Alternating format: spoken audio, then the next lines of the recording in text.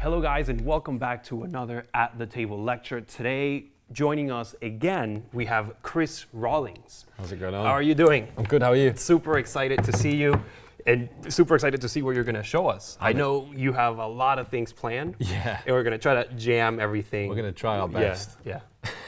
We'll try. Okay, well, so we'll start with something that I really like and something that I actually taught last time I was here, but there's a lot of extra info that I want to share that makes this much more deceptive and kind of elevates it to a different place. Okay. So we'll begin by just performing it. Obviously, it begins with a deck of cards that if I sit here and shuffle, people at home and yourself might not truly believe that the deck is really being shuffled. So I'd like you to give it a mix.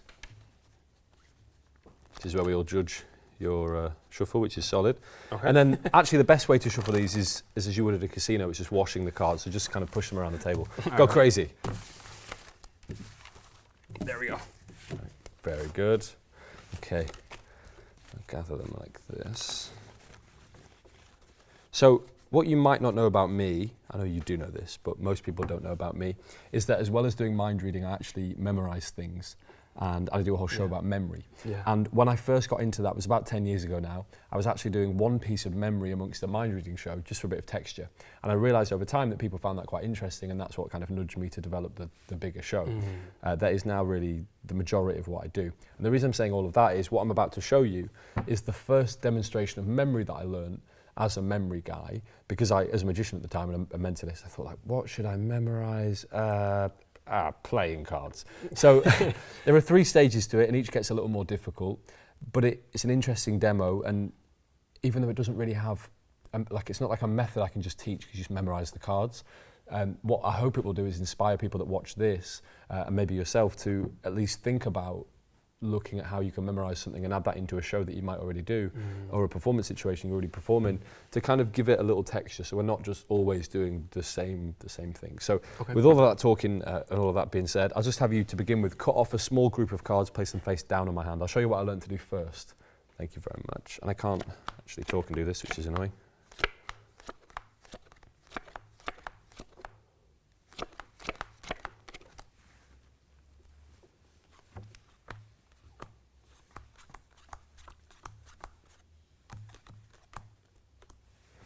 So what I've tried to do this time, I can tell from the excitement on your face, you've anticipated what's about to happen. I've tried from memory to separate the cards in the most simple way possible. Okay. It's just the red cards from the black cards. So my hope is that over here we should have the red cards. Nice. And then over here should be the black cards. This counts as a black card because there's no colour on there. If it was the other Joker, it'd be over here. So we can elevate this a little more. This is what I learned to do first. And it doesn't take that much practice. You can learn this in a few days if you really sit down and kind of nail it. It's funny that I forgot to do this. I should have. It's kind of embarrassing. Should have had you just take a card before. So just hide this away.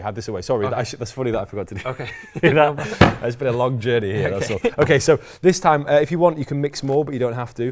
You can cut if you like. I don't know what that was. That was a strange cut. That's more like a cut. And then you can cut off about half of what's left, and I'll try and show you what takes a little more practice. Very good. Okay. Try and do this quicker as well. So.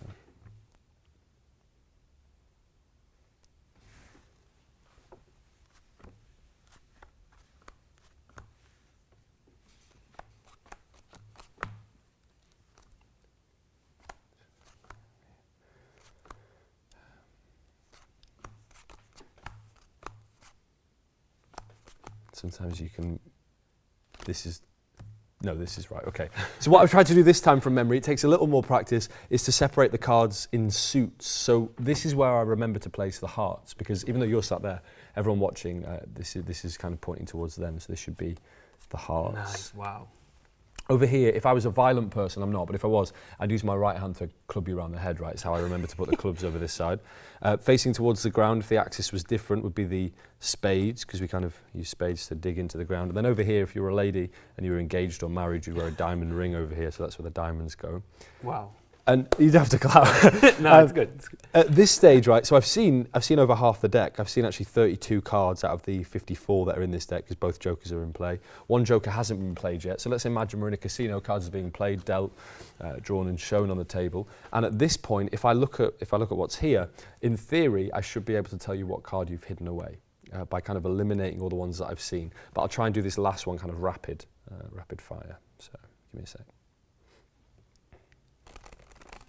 Okay. Okay, so let's have another look, sorry. So in this deck there are 54 cards. Both jokers have now been played in that one of them is now face up on the table, is that right? Yeah. Yeah, it's over here somewhere, this side. Yeah.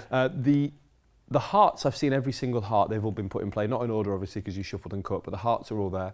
The diamonds have also been played. So if we were playing a game right now, I'd also know that the hearts, diamonds, the spades have all been played. The clubs, there are two that I don't remember seeing. The ace of, the ace of clubs is on the table face up, is that right? In the middle?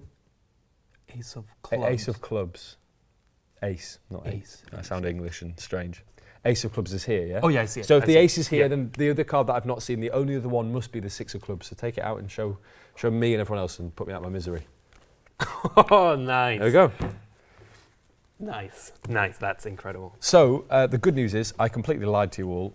I really do shows about memory and stuff, but this is just a card trick, uses no memory. Okay. If you want, you can use a little bit of memory to enhance it, but I always like saying in lecture situations that this is actually memory and it will hopefully excite you to use memory, because what that does is put you in a place when you're watching this that real people are in when they see me do this or see someone else do this. In that if you believe this is real and you watch what you just saw, I've had lots of smart people watch this and they go like, what? They really think you're Rain Man with cards. And it's just a card trick. It's so easy. So you need a deck of cards, obviously, and you do a bit of advanced preparation. Okay. Two things are at play here, and there's a couple of options for the other thing, which I'll talk about in a little while, but we'll start really simply, which is the deck itself. It's a standard deck of cards, but what I have done is to take a Sharpie, and I've marked each card within the deck, but I've not marked it for value.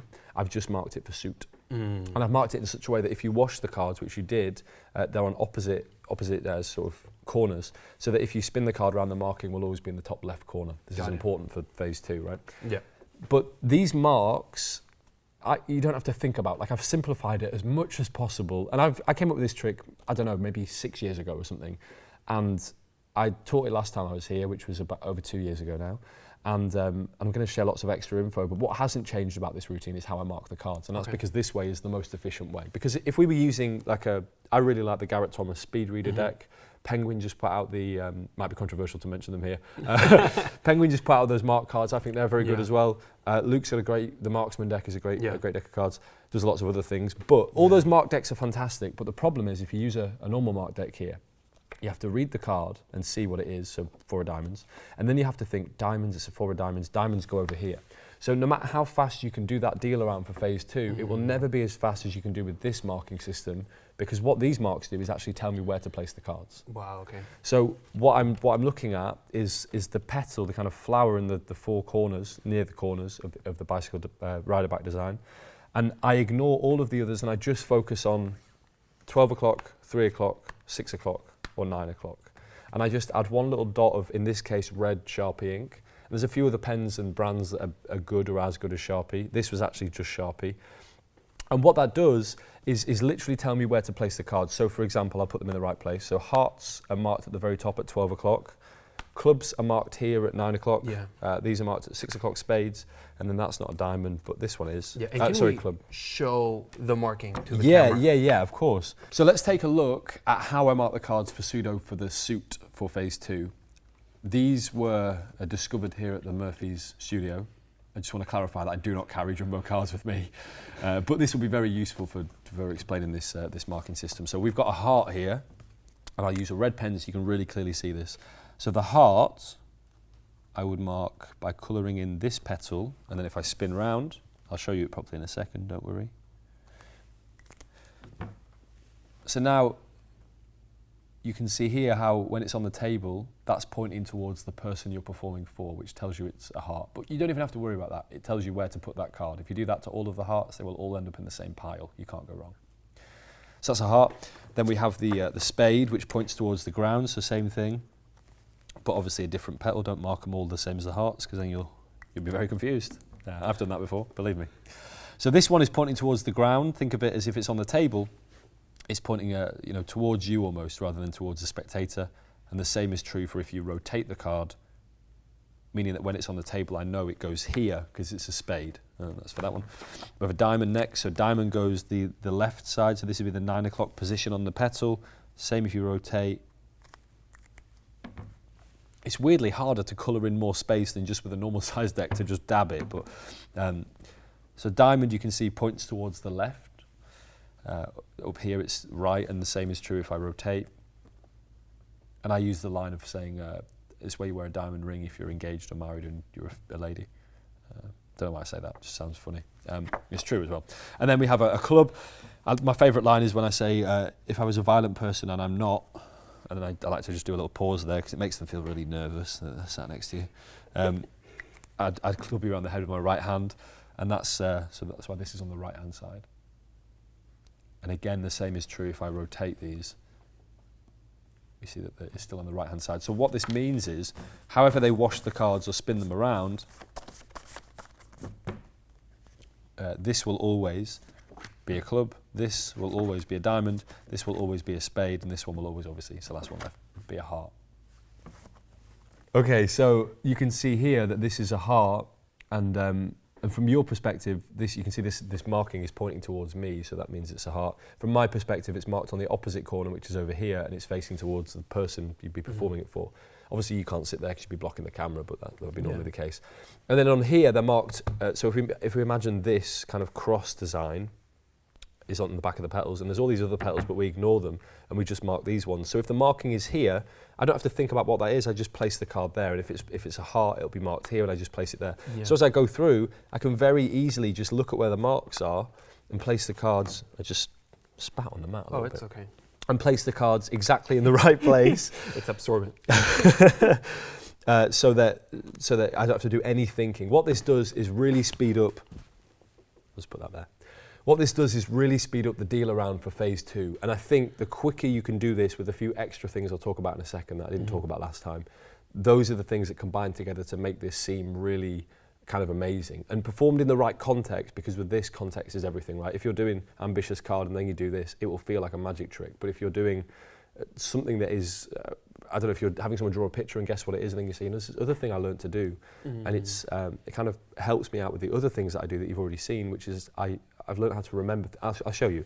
And then obviously you go into something like this. If the context is right, this feels really real. So even though the marks aren't necessarily super subtle, because I want to be able to see them clearly, people don't know they're there, and they have no suspicion or inkling that's what's going on. But it's so easy. It shouldn't be this easy to do what you're demonstrating here. You kind of feel, first few times you do it, you'll feel guilty doing it. So that's the marking for phase 2. That's how the whole deck is marked. I don't mark the jokers, so if we have a quick look for a joker, which is down here, I don't mark those. If I'm doing this for magicians, I'll usually start with this on the top, because when you set a deck down and start talking, people tend to be like, oh, and see if there's a mark there. So that's a little throw off. And then we'll go back in time, right? So that's the most complicated part to explain, is phase 2. Okay. Phase 3 is just very simple. There's a lot of different ways you can do it. Talk about that in a second. But mechanics-wise, phase 1, the deal around of the packet, the separation of red-black, you can do that in a few ways. I actually do just memorize the sequence of red and black, which I know is annoying to sit here on a lecture where you're meant to be learning, right, and just learn how to memorize them. The way I've done that is, initially I started out just kind of brute force, and then I tried to, after a bit of time, break that down to really look at how I was kind of processing that. And I realized that all I was doing was grouping them into groups of 3, and then looking at the sequence of red or black. You won't always get an even number, but in that case I would just forget about that one, knowing it's black. So here I'd think of these as BBB, so it's all black. This is BRR. This still sounds more complicated than it is, but you break them down into little chunks. You can do 3 cards, 4 cards, you can do them in pairs if you want, if you find that easier. Because when I say to you, cut off a small packet, even normal people that are a bit more clunky with giving you a small packet, they're only going to give you 12 to maybe 15 cards. If they give you too many, you don't feel like you can do it. I've had it before. They give you like this many. I go, we need most of the deck for something else. I'll show you in a second. So give me a few less. There's no shame in that, right? Just make sure you take a group that you're confident you can do. So I'll try and show you this one more time, moving these out of the way.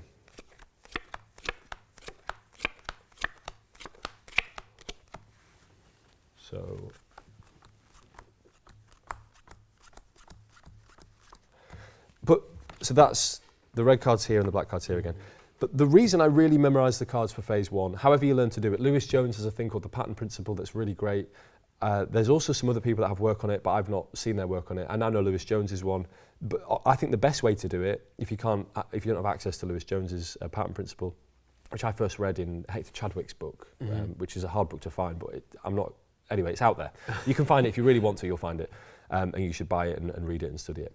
Regardless, if you don't have a system or you don't want to come up with a system or you just want to do it, just sit down and brute force, like cut off a small packet and try and memorize the sequence. It's not that difficult. It's only red or black. It's only 2 options. So the reason I use real memory for phase 1 is when you're performing this, even though there should be no suspicion on the cards or that you're using marked cards, if in phase 1 you memorize them and then deal out like this, and I always look up here, everyone's guard drops, right? So then they're going like, he's not even looking at the cards.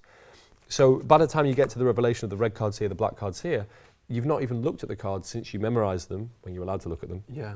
And then all suspicion of marking the cards is gone because you've started proving that claim without looking at the cards. Because if you started off by going like, people would just be like, well, he's just looking at that's rubbish. So it really helps sell the illusion. It's a small point, but I think it's important. If you want to do this like in 5 minutes time, you can mark a deck in like 2 minutes. So if you want to mark a deck in 2 minutes and then let it dry for a minute and then put it together and shuffle and do it in 5 minutes, just use the marks for phase 1. Yeah. And you've always, whilst you're learning how to really memorize red black, you've always got that fail safe. You can always fall back on the marks because they're always there. There'll be times when I get a feeling like, I think I messed that last 3 up. So then I'll look down and you can kind of see the one in your hand and the 2 that are on the top. And if you think something's wrong, there's no shame in going like, oh, you know what? If anything, like stuff like that just adds theatre to it because it seems more real because it's not perfect, right? So it really makes it seem like you're doing what you're claiming. Yeah, exactly. And the more you can look like you're really doing what it is you're claiming, obviously the more real it will seem. And the more real it seems, the more amazing it will be for the people you're performing it for. And I always look at memory demos as not something I'm doing to like look. I'm not sitting here thinking like, look how big my brain is, because that's not interesting. I like to use memory as a way of hopefully like exciting people, whether that's magicians to look at memory or whether that's normal people to look at how they can do what they do on a different level. You can use memory as a little kind of message of like trying to inspire people in an exciting way, rather than just like, look how cool I am that I can memorize cards. Yeah. So now we're going off on little tangents, but we get to the end part where we have red cards on the right hand side. I always put the red cards on the right hand side and the black cards here. We've not looked at the cards, so everyone's guard has dropped. You've proved the claim a little bit. It's phase 1. We've got 3 phases to go through. So now something interesting happens, and it's on purpose. And if you watch the performance back, right, and it probably felt a bit awkward here, is that moment where I say like, I should have had you take it's really funny that I forgot to do that, because it's a trick about memory. It's a routine about memory. So that kind of feels a little uncomfortable. And if you're performing and you're being paid to perform and you're sitting down doing this at a private party, I think that feels like, that's not very good. He forgot to do something. So it's kind of funny. And I think that kind of hides what I'm doing here. So what I used to do, and I'll talk about it very briefly, is I would do an under the spread force, which is in card college. It's also known to be Hofzinser's under the spread, cull force, or under the spread force, excuse me. But the way I would do that after the deck had been shuffled would be I'd have them cut off a group. I'd show them the deck by spinning it over and fanning. I would usually push down on the 3rd and spot the 5th card. So this Ace of Spades is a good one, easy to remember, right? So the card would change every time. I would then push off 3, call the 5th as I moved over, and then have them touch a card, square up, and then they would hide it. This is fine, but this is what I taught last time I was here. It's fine, but it just feels a bit too magic-y still. So I actually went back from that to start using a cross-cut force, which is a very good card force that I think we all like overlook. We think like it's not cool enough, but it's a good force, like this. And then just wait a little moment. However, I actually realised that what I do now is I think the better way to do it, because it feels more real. Because I can really sit and memorise cards. It takes effort, but I can really do it. And if I like to drop cards, if I'm sitting and really memorising cards and I want to do this type of simulation, I will just throw a card off to the side, go through the deck, and try and work out what card's missing. So why not simulate that same real thing with something that is just as simple as cutting the card and look, oh surprise again, you've got the 6 of clubs. So this also brings me to one other thing, right? Okay. It brings me to one other thing that is a sidestep from this routine, but I'll talk about it here briefly, is that I always have, it's always the 6 of clubs actually. It used to be the King of Diamonds. I changed it because I'd taught it too many magicians with the King of Diamonds. But 6 of clubs is my card now that is always crimped. And it's crimped, it's a negative crimp, so I crimp up the card face down, like this, going out from the middle to, from corner to corner, which means that whenever I want, I can, he says, there we go, whenever I want, I can cut to the 6 of clubs. I use this actually as a card control, which maybe we'll jump back to after this so it doesn't feel too disjointed. But here, it feels really, really like I really like this, and it's the easiest card force, right? I'm just cutting and I'm giving you the card. Yeah. It's not mechanical, it's not like I'm not doing any of this, or I'm not trying to classic force you, I'm literally just going like, there you go, put that in your pocket. And then later on I refer to it as the card that you've hidden. You haven't hidden anything, you've just taken something that I've given you, but anyway. And obviously, not magicians, but normal people don't understand that you can cut to a specific card because of a crimp and hand them a known card. And because they've shuffled, there's no way that you should know what that card is. So it feels like you're just kind of correcting a mistake that you forgot to do to get it out of the way because it's an embarrassing moment. Yeah. And then by the time you get to the end of the thing, it's like, whoa. And this really, it's no effort, but it adds such a good kicker. It really brings it all full circle, I think. It makes it seem like any card could have been taken. Exactly. The way you do it, your attitude. So I think that's the key for it really to is. work. You have to really play the part that you forgot to hand it so that it goes under the radar so that you can then recall it back. Yeah.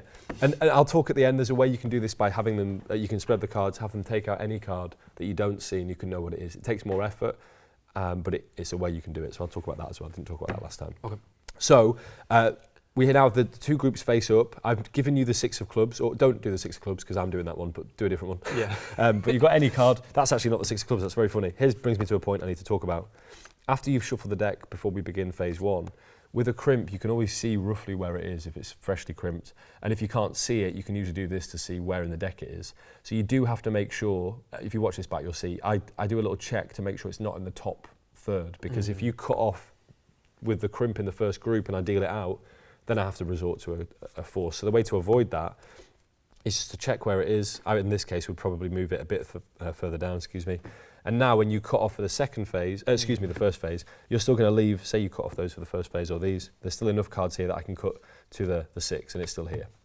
So all of that being said, you've now got the 6 of clubs, which is there in your pocket or hidden away somewhere. I want it out of sight. So again, the idea, no, not now, but I just mean in general. So it again doesn't feel like I can't see the back of that card or anything like that. So now it's just, this is complete bluff, right? So you've got this card, the trick is over. Now it's just about performing something. Like all you got to do in a second is look at some marks. There's a few ways you can make this more deceptive. But so we've got this situation. They're not all red cards, but let's pretend they are. There we go, so leave them like that. Now we've cut off about half of what's left, and I spread them on the table. Yeah. So at this stage, what I used to do is just spread them on the table, pretend I was doing some stuff, maybe do some of this. I'm usually at this point thinking about my next meal or something. I don't know, something so it looks like I'm thinking, right? Okay. And then I used to just turn them face down and deal them out. Since last being here, this is a very small point, but it really elevates this, and I can't explain how much I believe this absolutely makes this more convincing, is you can actually deal the first 4, 5 or 6 cards without looking at the cards or the marks. Because we're allowed to look at the cards because we're memorising them. I'm going to shuffle them because they're all like red cards. That's annoying. So when I spread them to memorise them, I can now look and think diamond, heart, spade, diamond, spade, and then think of nothing else. Diamond, heart, spade, diamond, spade, diamond, heart, spade, diamond, spade. So now I can go diamond, heart, spade, diamond, spade, pause, look at the mark, and now, so I've dealt out 4, 5 or 6 cards without looking at the backs again, which is the same as we did in phase 1, so that nothing's really changed. So it's like we're softly nudging people into the change of method, but in a subtle way, right? So again, this helps sell what we're really doing, apparently, even though we're not. And now it's like this, I really like this bit. So then I stop and look like, maybe I'll point in the air a little bit, talk to myself a little. And then I'll start dealing out the cards. I'll do a few, just brute force looking at the marks. Then I'll get ahead, so I'll see where this one goes. Then I'll maybe look up and deal this one. And it's all of these little pauses and changes in like texture and tempo that make this more real. So now this one goes here. My favourite thing to do is if we shuffle up, right, you obviously wouldn't, but my favourite thing to do is to take one that I don't know what the mark is, to start to place it somewhere, and then look at the mark when you're about to place it down, because that makes sense, because you're about to deal it to the table.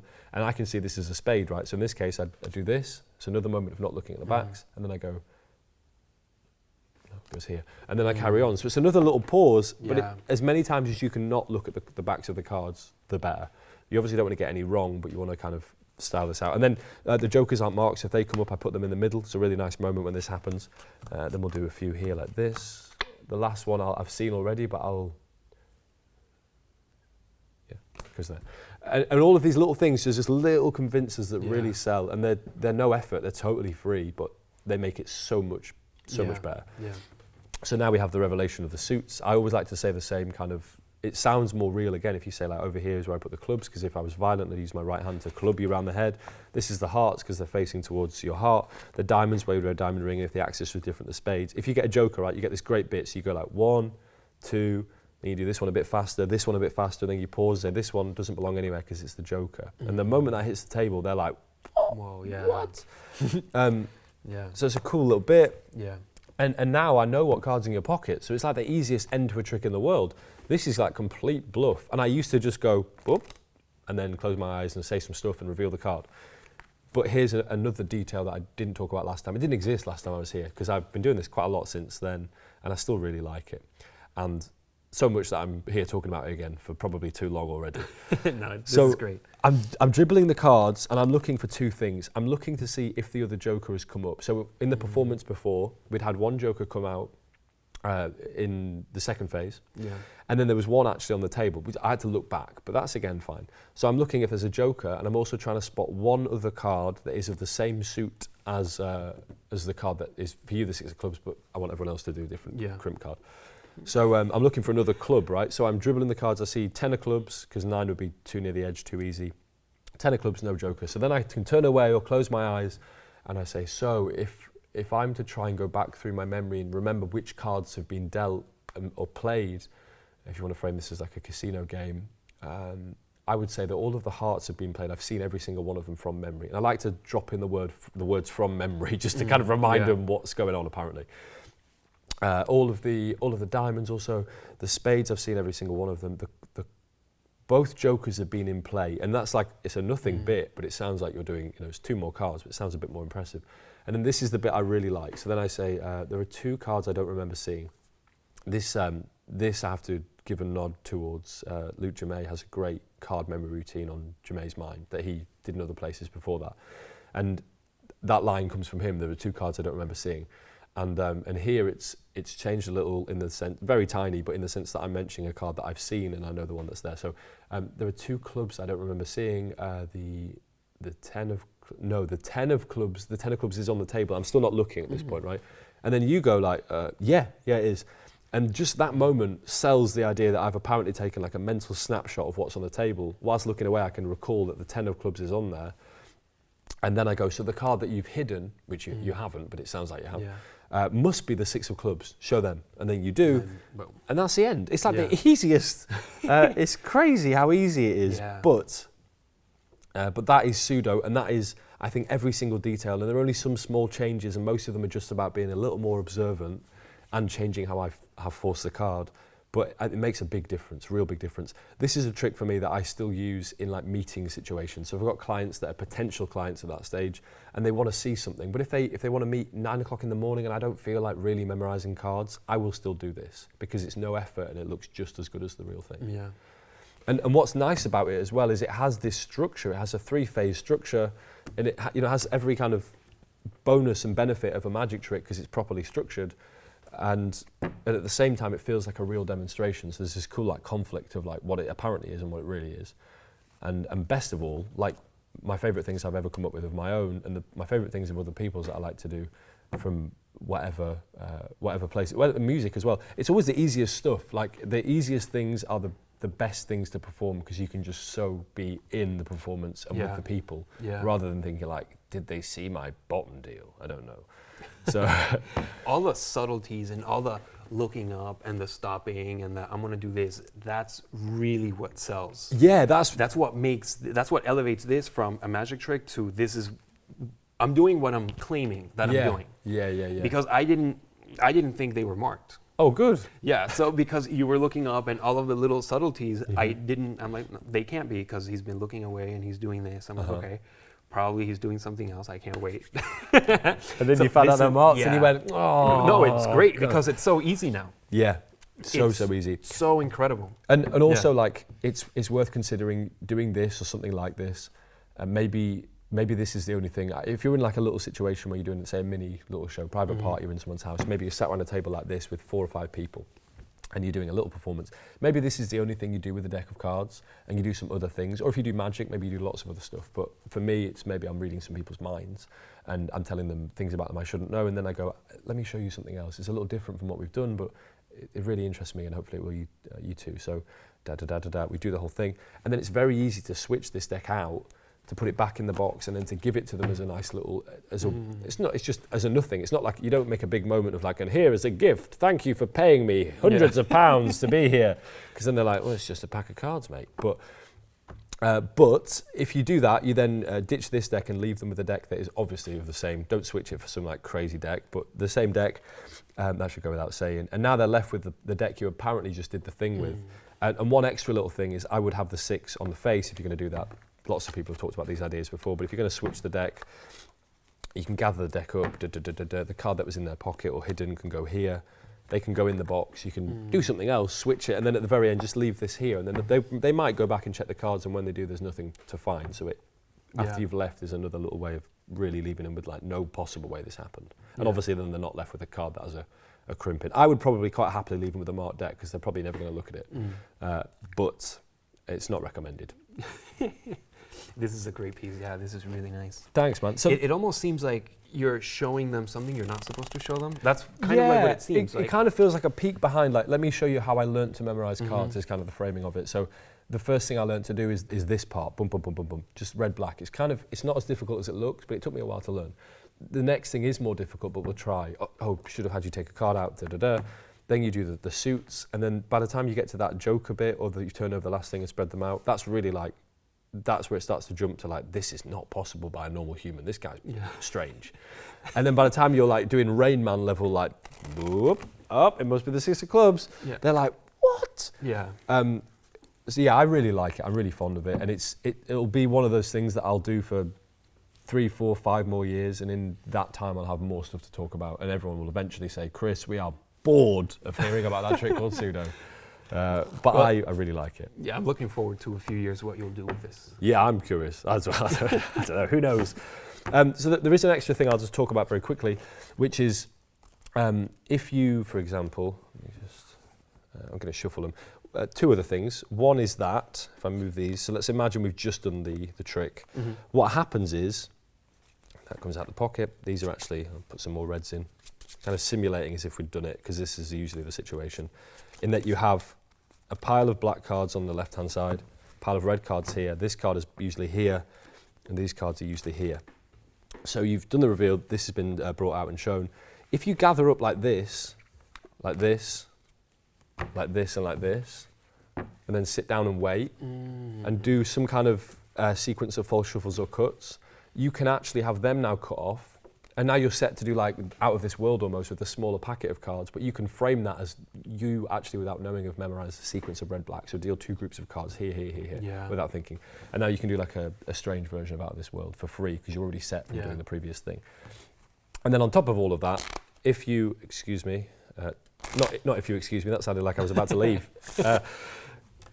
So if we shuffle up, you can actually have someone remove a card and just spot the suit marking on the back. So if they take this one, I know it's a heart, right? So, and then you can go through phase 1, phase 2, and then the dribble of phase 3, and you have to look at that for a lot longer. But what you can do in that time is, because we know we're only working with hearts and only 13 hearts, and ignoring the jokers, it's actually very possible and not as difficult as you would think to then in real time actually eliminate the hearts, so that by the time you've dribbled the cards, you have to only spot the last few hearts, because there's only like 10, 12, maybe 15 cards left at the end.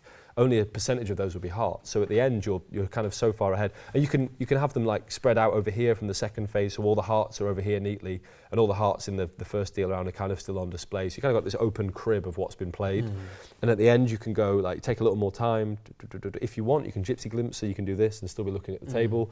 And you're working through. Oh, so this card must be there, and then name whatever it is. Yeah. Could you show that? Yeah. Glimpse? Let me. Oh, the glimpse. Yeah, sure. So, it's literally it's not mine. It's an old idea. I learned it from Luke, and it goes back, I believe, to the fortune tellers. As you would have people write things. It's an old idea. I first saw Luke do it. Yeah. So I saw Luke do it before I knew him in a lecture, and then. I've seen him talk about it, and as far as I know, it's just an old idea that's kind of out there in the universe, but it must belong to someone. But as far as I know, it isn't credited to a specific magician or thing. But the idea is that you would cover up as if you're not looking, but what you're really doing is keeping this eye open, and your finger is just kind of covering, your hand is just kind of covering your left eye, or if you're the other, I can't do it this way around because my brain doesn't, because I'm right-handed, so I don't know, it doesn't work. Okay. Luke can do like this, and then this, and then this, and then this, and it all looks like his eyes are closed, but I can't do that. So the idea is you can do this, and then it looks like you're not looking, and it's very easy to just keep this eye open, so I still have a perfect view of this whole mat in front of me. And then to take this away, maybe rub your eyes, you can go back to this position, and so you can gain a little more time without apparently needing to look, or without apparently looking as you're thinking. And if you're saying stuff while you're doing it, like, oh, I'm really not sure the diamonds, I've seen every single one of them. And in your head, you're just going like, ace, where's the 2, where's the 3, where's the 4, 5, 6, 7, 8, 9, 10's not there, jack, queen, king, joke, okay, good.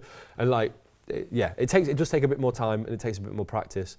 And to be honest, most of the time I just I cut to the crimp and give it to them, because I want that last bit to be punchy. I want it to really jump to that level of like, no way, how have you? Because that's where you get to a territory of like cool things. But I think that's it to talk about this trick. Okay. All right, let's get busy. So, have you, yes or no, played one card poker? No, never. No, I'm about to rock your world. All right. All right, so one card poker is a simple game. In fact, it's the most simple version of poker that you can play, in that you will make every single choice. You will actually shuffle and cut absolutely everything. And at the end, and you can even decide if we switch cards, you can even decide if we burn some cards, you can decide who gets what card, and you will shuffle and cut everything before all of those things happen. And after all of that, we get one card each, and whoever has the highest card is a winner. It literally could not be more simple. I created this game with the idea in mind of the people in England, that I've got so many ways of playing poker with people. I like playing poker so much that I go like, you play poker? And they go, no. And I go, because there's so much cool stuff I want to show them with poker. So this is one card poker. It could not be more easy. Hold the cards in your hand like you're going to play cards. Okay. And then cut off a very small packet face down on the table for me. Good. And then you'll do 3 more, so you have 4 in total, using up all of the cards. So them here, 3 more, 4 in total, using up all of the cards. Perfect. You can increment them in size, or you can make them random. It's fine. So we kind of got like a weird stepping stone thing, but that's good. It's your choice. Pick up the first group, keep them face down, and give them a shuffle. Shuffle. Yes, please. And one more. Set them down. Shuffle this one. Good, and then you'll do this one and this one. What's important is that whilst you shuffle, you know that you really are shuffling those in any way that you like. If you want to do riffles or pharaohs, or I'd never say that to a normal person, but you're welcome to. What's important though is that he really is going for it. Good. Yeah. Last night, some guy said, all right, and he cut 6 packets, and I was like, okay, cool. So you've really shuffled these as much as you want, and what's important is that you understand at this moment, we just pause for a second, and you understand that you really have shuffled those in a way that you wanted, and I've not nudged you or made you shuffle them in a certain way, or by peeling off, or anything like that. It's really important, true, magician to magician. Yeah. So pick up this group on top of here, and then gather up as you go across, so that now 2 statements are true. You really have shuffled, and you really have cut the deck. Really important. Yeah. You now get to make every single choice. His eyes are lighting up. Every single choice is for you, right? So this first card, whatever it is it for you, or is it for me? For me. Are you sure? Yeah. All right, good choice. Goes right there. The next card, is it for me, or if you want, you can switch it with yours. I'll switch it with mine. Remember, this happened. Yeah. All right. All right. So this now becomes mine by proxy, but I won't look at it. It'll stay there, and it's there on the mat. The next card, if you like, you can switch it with yours again. If you want, you can switch it with mine, which is the one that you switched because you didn't want it. Or, as you do in cards, right, we can burn it. We can just get rid of it. It's up to you. I want to switch it with yours. Remember, this happened, right? Okay. You're just making up your own rules. Look, you're switching it with mine. Boom. This one is now out of the game. We're going to burn it. Yeah. But have you had that thing in life where you have 2 options, right? You choose one thing, and then in hindsight, you kind of wish you'd chosen the other thing. So in a moment, you know what you could have had. I'll place this into the deck facing the wrong way. And that's it. You've made every single choice. You've shuffled, you've cut. You've actually switched a bunch. Most people don't switch that much, but I like that. Have a look at your card, but I will not look at mine. Just have a peek at your card, poker style. Okay. Good. You have one more choice to make, and this could change everything. The choice is whether aces are high or whether they're low. Because if you've dealt me an ace by chance, and you now say aces are low, you take me from a position of winning to being maybe the loser in the game. Because it's all about who has the highest card. So aces high or low, up to you. High. High. Show all of us, what do you have?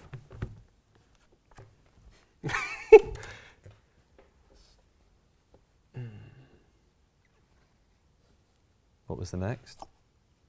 And what was the one you didn't want?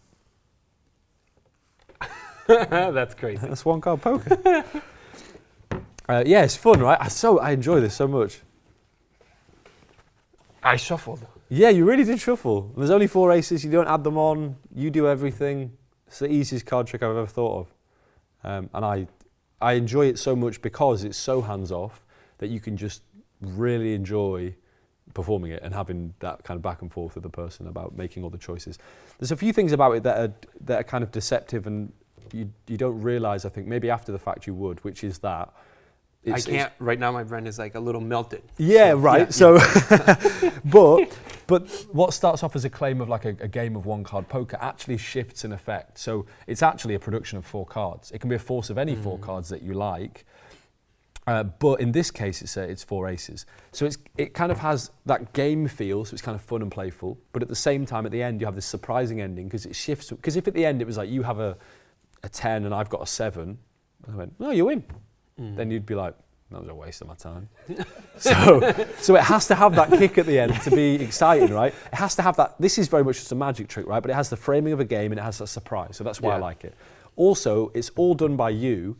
I have to do something, but I'm not palming, I'm not loading on, I'm not stealing, I'm not stripping out, I'm not doing any of that. So what that means is I can really focus on just having that fun back and forth with you. And this always has the same structure, so it will always end with you with an ace, me with an ace, one reversed and one on top. Always, every single time, even though you're really shuffling, you really cut. So let me talk about exactly how this is happening. Okay. So one card poker is I really like it. So and also what I like to do at the end is to really show you this is the same. It's not the same deck we used for pseudo. I lied, and I'll tell you why. But it's actually still marked for pseudo. It's another deck marked for pseudo. And this actually nicely brings us in. I'm actually using the crimp here. It's a different deck, but 6 clubs. To do something at the beginning that makes it a little more deceptive as well. So the situation is these 4 aces are marked.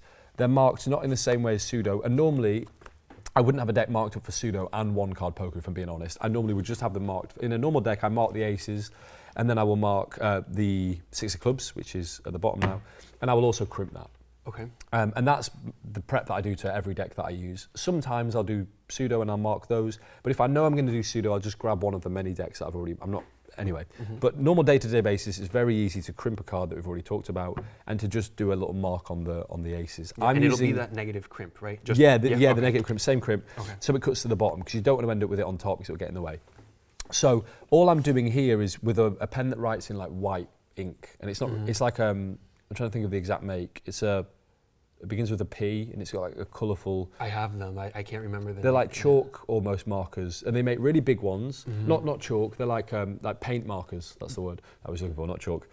And they make these really small ones, and then these really big ones that I went to use for stage, but they actually splatter everywhere, and I was terrified of getting on my nice suits. So I didn't ever use them. I just bought them and never used them. But I found that they make a really little one, and it's kind of the same as those Edding pens that write in white, in that you shake up the cap, and the tip is actually felt on this one. Okay. You have to press it down. It soaks the ink in. Now we're just talking about stationery. This is weird, but it writes. Find a pen that writes in white ink.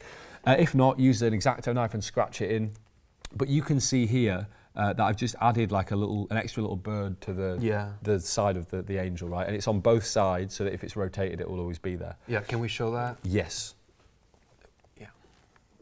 So it's right there, and then right there. What also works really well is, again, if you're using a red deck, you can just get red Sharpie and dot the center. Or what I used to do is to dot the middle of this flower, and the pseudo mark wouldn't be there. And if you want, you can do it on all 4, so at least on the aces, they all look symmetrical. So for one card poker, let's take a look again at these big cards, or if you're a giant, the normal size cards. These are actually, so there's one here for contrast, and of course they've got the pseudo mark on, but ignore that, that's in red. So what I've done here is mark with a white pen. This is just a pen like this. It's like a Tipex pen, I'd call it in the UK, but it's for correcting mistakes usually on paper. But it just adds white to the card. So what I've done is add if you look here to the left of the angel on the bicycle, where those little birds are, I've just added an extra line, but it's in white. So rather than colouring in, you're adding colour.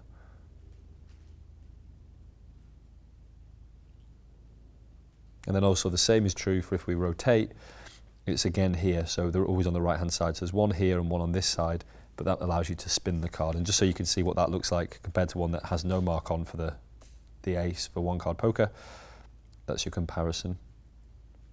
Okay. But any mark is fine, literally any mark at all. Just something that you can see. I can see that very clearly from here, and something that you can absolutely see without question. So don't go so subtle that you're really struggling to tell if it's an ace.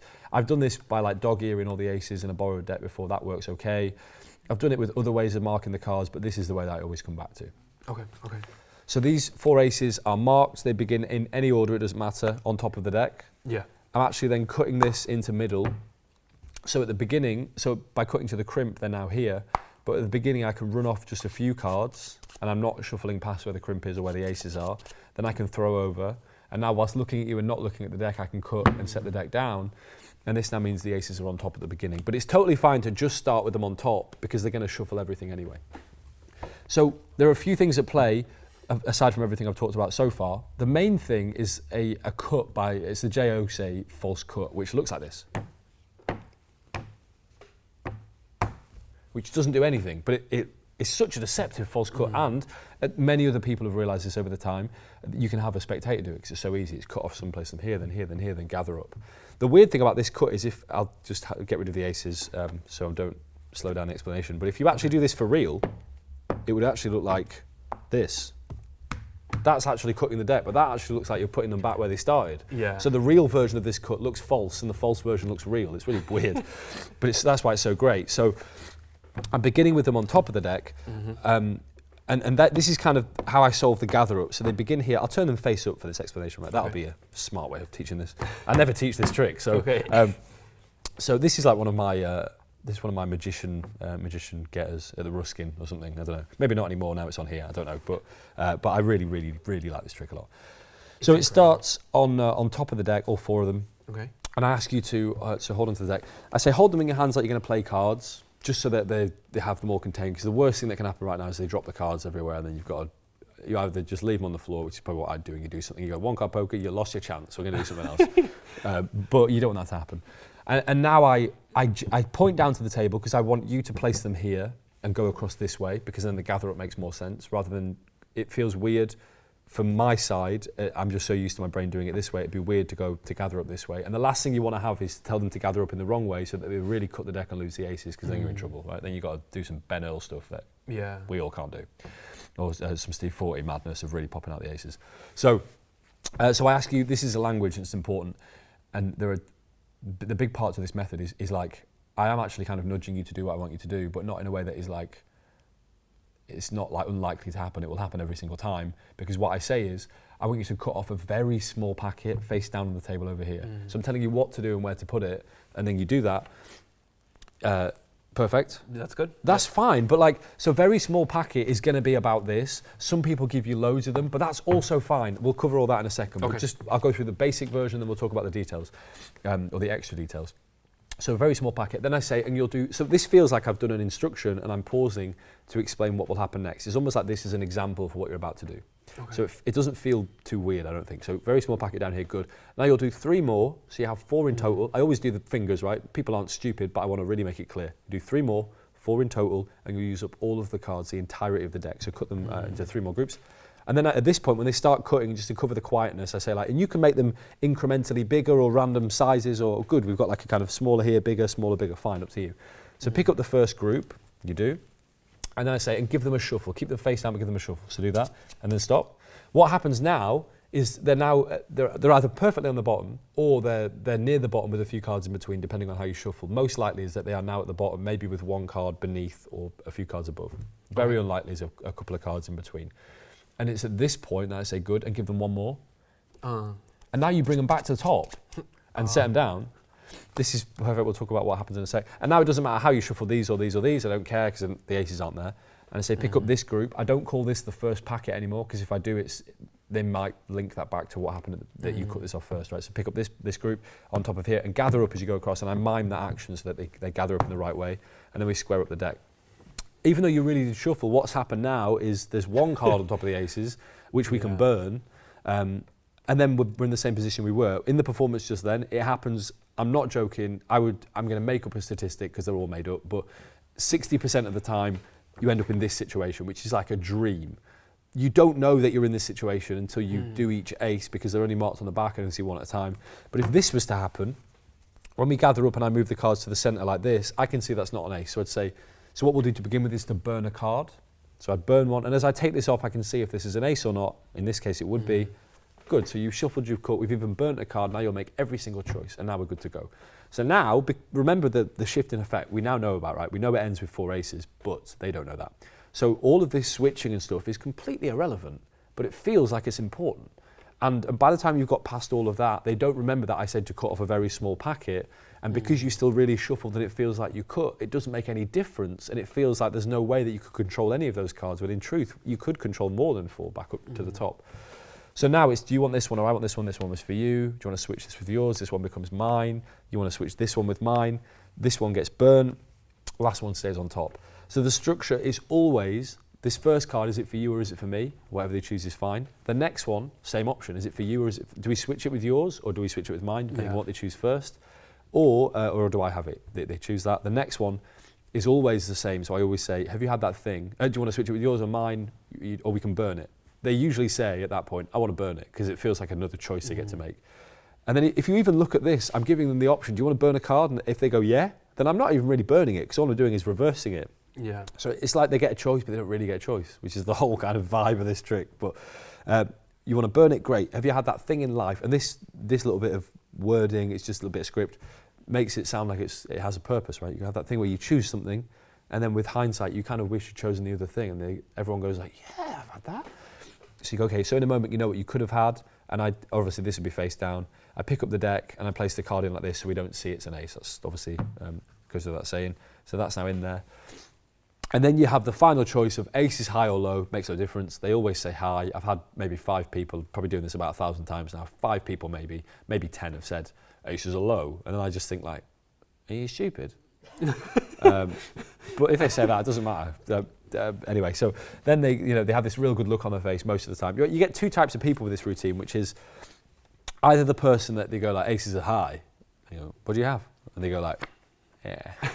You get that, or you get the guy that knows what's coming somehow and goes like, oh, yeah. And they look at you like, huh? But they don't, if they see this coming, they don't see this or this coming, which is cool. So, and then you had to, like, I've not looked at mine, oh, this is here, what was the next one, kind of out of curiosity, this goes here. And I like the little picture that's left at the end here, that you kind of break this, leave this here, and I always like to then turn these face up, because they probably want to look and see if there's any other aces in there.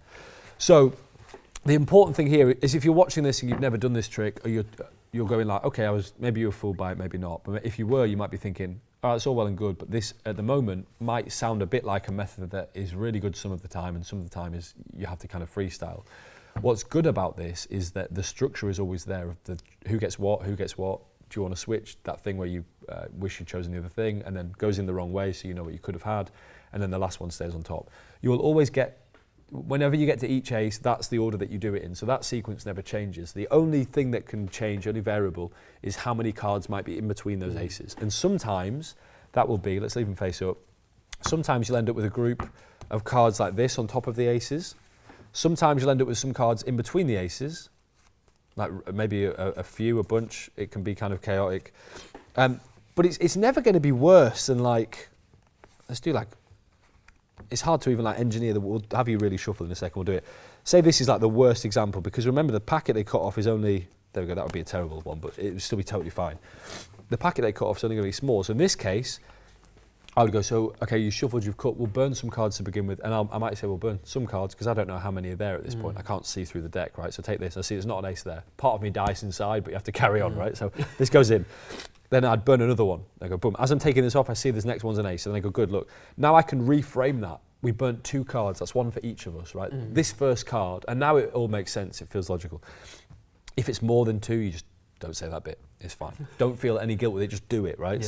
So they get this choice, and then you go, right, we'll burn one more, good. This next one now, after we burn, is it for you, is it for me? Good. Burn another one here. This is what I do in this case. Just tell me when to stop at some point. Oh, okay, stop. You're happy here? Yeah. Okay, fine. Then if that's what you want, that's what you want. And it's like, it's almost like a timing force, but it's not, because I don't know when the ace is going to come up, but you just kind of get to the ace as you peel off the one that's above it, and you go, and you just say stop whenever you like. And then you just go like, oh God, just stop, because they just don't care. They, you know, they don't care in the sense of they feel like if it felt shifty, I think they'd be like, no, carry on. It feels going. free. It feels like you don't care. So yeah. Exactly. And so then we're back in this situation. Then this one would get reversed. And then at the end, if this is this is literally the worst it can be, and it's still fantastic like this, is we'll burn a few more. You want one more or? Yeah, that's it. That's good. Okay, that's good. Fine. And like that's exactly what I do. Like you just have to get to those aces, and you do whatever you need to do it. Got it. But I guarantee you, more often than not, I would say over 60% at least of the time, they're going to be together, or the very, very worst is like a couple of cards on top. And that's fine because you burn a couple, but then when you get to the choices, you don't have to burn any more. So, so that moment when you tell me to shuffle, you remind me that's the key moment. That is the key moment, and I watch your shuffle very carefully for the first packet, so I see them go bop bop bop to the bottom, and then you were about to. It's like some people want to carry on, but it's like you do that and one more. And then they bring them back up to top. If they start, like there really are some times where people, they shuffle and then they already carry on. And at that point, I'll just give up and go like, shuffle as much as you like, because they're going to do that anyway, and they're marked. So I know I can get to those aces, so I don't care how much you shuffle at that point. But if I can, I want to have them to the bottom, then back up to top, or as close to top as I can. So the only way to kind of simulate this in a way that's fair to everyone watching, that they know that you're not just like being nice, is to have you simulate this, but you'll do it in a second with your eyes closed when you shuffle, so that you know you're not on purpose. And we'll do the worst outcome, right? So imagine they don't shuffle to bottom for whatever reason. Imagine they start like hopping and popping with cards. Okay. And then they like decide to do a faro, and then they for some reason start doing like and it gets really messy, right? Let's simulate that. Okay. So we can see the worst possible outcome. Okay. So cut off a small packet, and we won't do all 4 packets because and say so. I'm gonna do more now. Yeah. Okay. More's good. So So let's imagine the rest is here. So we've got more cards there. This is fine though. So with your eyes closed, give them a shuffle. Let's imagine I say shuffle the cards, and you just don't stop. So I don't get to do the bringing them back up to the top. So close your eyes. Look at the camera so they know your eyes are closed, and just really shuffle those as much as you like in your hand. And this will simulate the worst possible version of this. Like. Yeah. And carry on for as long as you like. Okay. Excuse me for sniffling there. All right, I think that should be good. Okay, good. And now imagine we've done the gather up. Yeah. And look at that, there's an ace on. So this first card, is it for you or is it for me? Up to you. What do you want? Doesn't matter. Yeah. Okay. We'll burn some here like this. One for each of us. Yeah. The next one, is it for you or is it for me? For you. Good. It's for me. Do the same again. Just say stop as I go through. Stop. I know they're face up in this case, but they're just going to go, oh God, stop. Was I meant to do that? I go, okay, good. Change, whatever. One gets reversed. And then we're there. Like, that's it, yeah. And the shuffling can't get more chaotic than that, because you weren't even looking, you were just shuffling up. So you just have to kind of freestyle it, but you're freestyling amongst a structure that never changes, which is who gets the first one, who gets the second one, do you want to switch, do we burn it, and then the last one just stays on top. And remember, when you get to that last one, you don't have to go past it, you just have to get to that one. And the kind of timing force thing it's not a timing force, because you'd have to know where the card is, and it's not like psychic stop from expert card technique. It's just because I don't know where those aces are. It's just a case of I just carry on until it's there, and I don't know where I first did it, but I had a situation where there was at least a bunch, maybe 3, 4, 5 cards on top of the ace, and I was thinking in my head like, let's simulate that. So I was thinking like, oh God, just say stop. And like, even if this happened, there's an ace there, I'd just be like, okay, well, and I'd just leave it sticking out. Like, there's so many options with it, but you're always going to get to the point where they have one, you have one, there's one reversed, and there's one still on top. And just make sure you reverse it in a way that they don't see what it is. And then, and then you get this nice thing at the end. There's a couple of other things with this that are not linked to, so we've covered that's the method, that's how it happens. This can be anything you like. Okay, cool. So there is another version of this that I really like, and I'll just show it to you really quickly. We'll go through the same process, but we'll just kind of bullet point through it. So imagine I've shuffled a little bit already. Take the deck, cut off a very small packet face down on the table. Very good. 3 more, use up all of the deck. We're going to play 1 card. You've heard all of this already. Pick up the first group for me, give it a shuffle. And it's good, it's fine. Also, give them another shuffle if you want. A thing to remember here is, bear in mind you've already seen the performance, so you'd be saying the same stuff. It's all about 1 card poker. Set them down, and then imagine you shuffle those to save a bit of time. You gather up. So we're going to play 1 card poker. Whoever gets the highest card is the winner. That's literally the aim of the game, but you'll make every single choice. You'll choose who gets what card. If we switch cards, if we burn cards, it will all be up to you. and again, that was a good like illustration of the language. That's what I was going to say. The very small packet is so specific in language that it really makes people most of the time cut off a very small packet, and then you're fine. If you cut off what looks like 5, 6 cards, I don't care how you shuffle them, because worst case is going to be 2 cards between 4 aces, so it can't be bad in any way. So that's really the key. And if they cut off tons, you can either think like, I would just like the challenge of that and think like, yeah, okay. But if you're scared of that, you can just be like, no, some less. You need to do 4, but I want to try and not put those restrictions on people. So all of that being said, the first card, is it for you or is it for me? For me. For you, okay, good choice. The next one, is it for me or do we switch it with yours?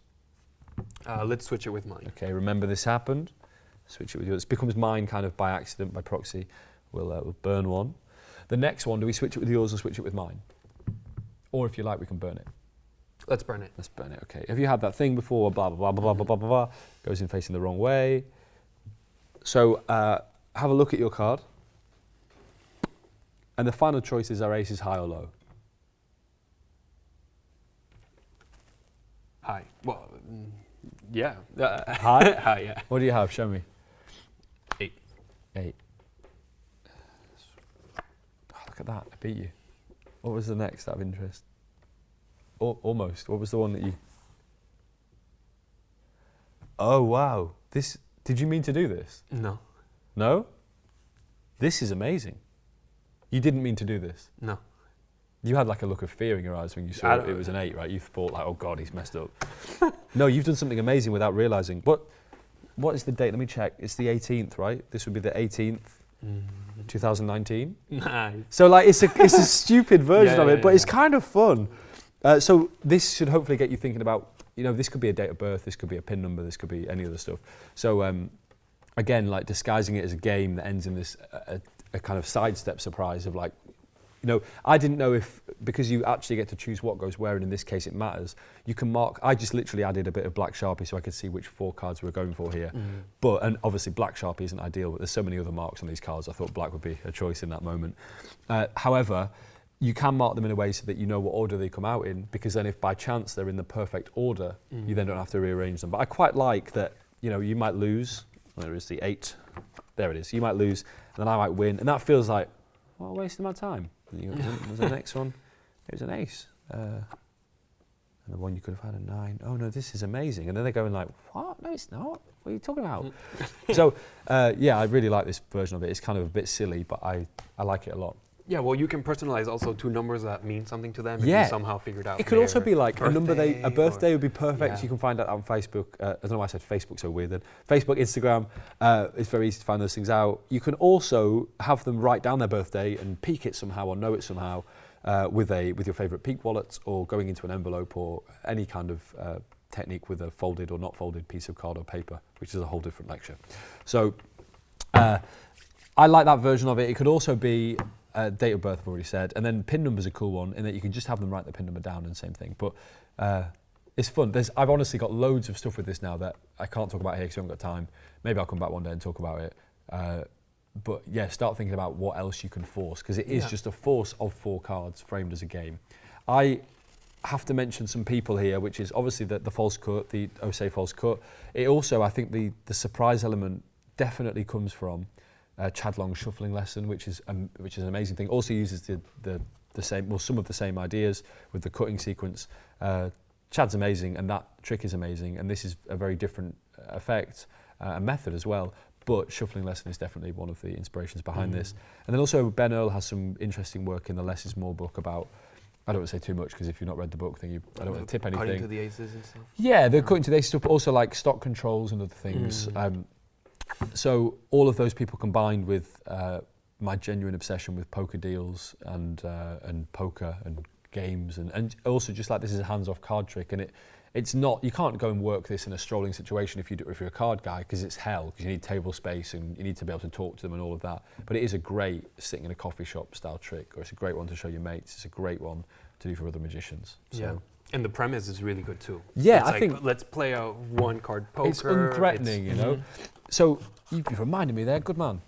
There's one final thing I will talk about that is a method change, which is if you have the 4 aces, like this,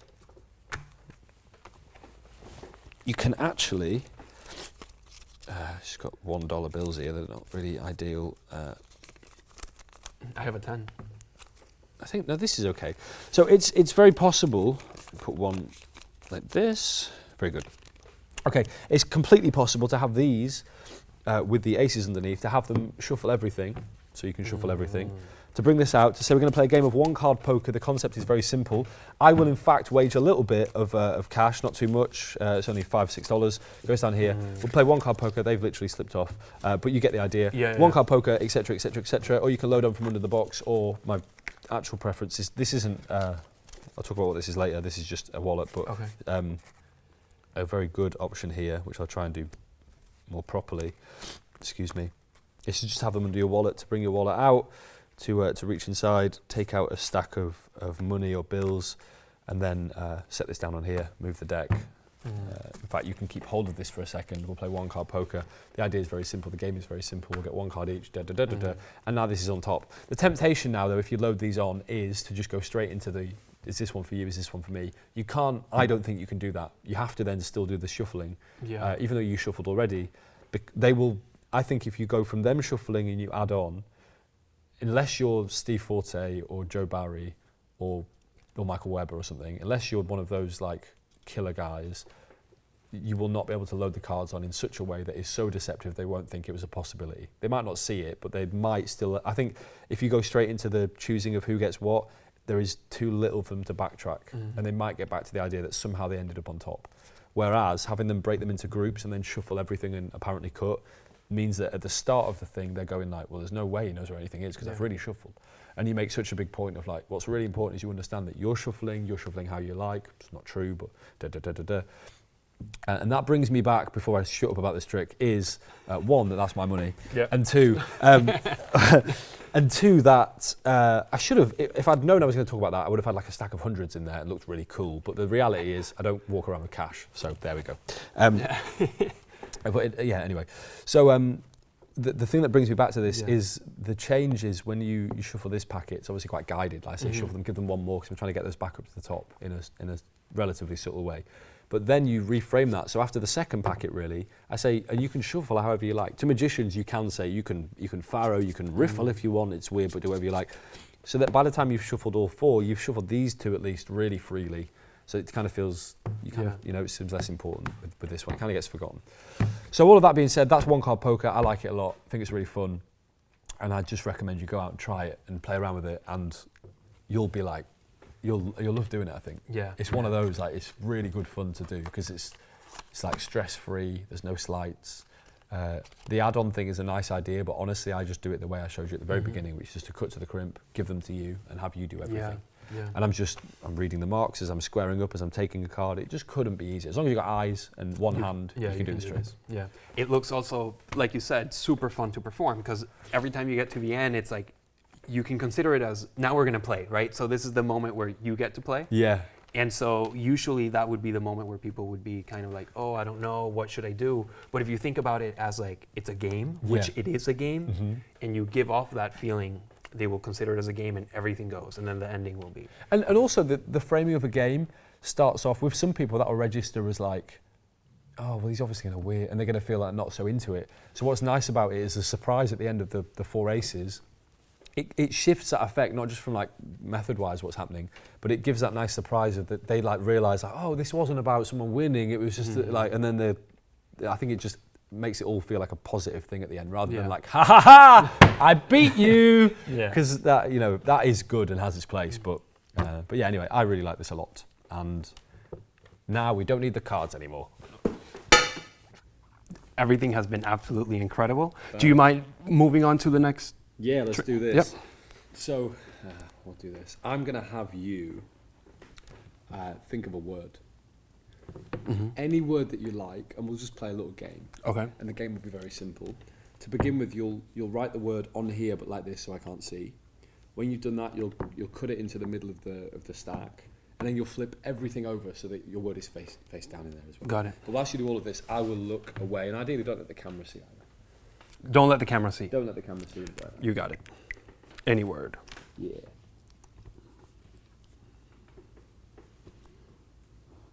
ideally not supercalifragilisticexpialidocious. Okay, you got it. Anything you want. It's at this point I'll tell you that I did read the chapter in Corinda. I just didn't think it was something I could really learn, just so that the people who've read that know that I'm talking about listening to the pen. That's not what I'm doing. Okay. So when the words, is it on top of the group? Oh, I cut it to the middle and I flipped it over. Perfect. So you've done all my instructions perfectly. So we're going to play a game, and the game is this. The game is simple. You have one word in mind, and that's kind of my target. But I'd like you right now to think of 3 other words that have nothing to do with that word. Okay. In fact, we should have in here. There we go. 3 other words that have nothing to do with that word. And on here, what I'd like you to do, and again, keep it secret, is to write 1, 2, and 3, those other words that have no link to your actual word. And then when you've done those 3 things, you tell me and we'll move on. Oh, and you can see those. Hide it so I can't see what okay. that.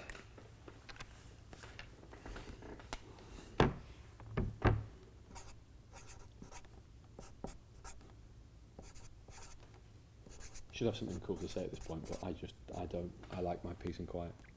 All right. You done? Yeah. So I won't look at that, but what I will have you do in a moment is to read out one of the words. So name 1, 2, or 3. 2. 2. Say out loud the word that is at position number 2 for me, nice and clearly with a flat tone of voice. 3. Tree, sorry. Tree. Tree. Tree is 3 if you're linking mnemonics and talking about memory, but okay. Tree.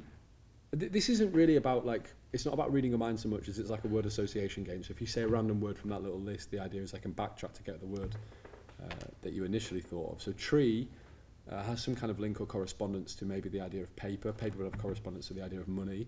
Money would live inside of a wallet. So is your word wallet? Yeah. Yeah?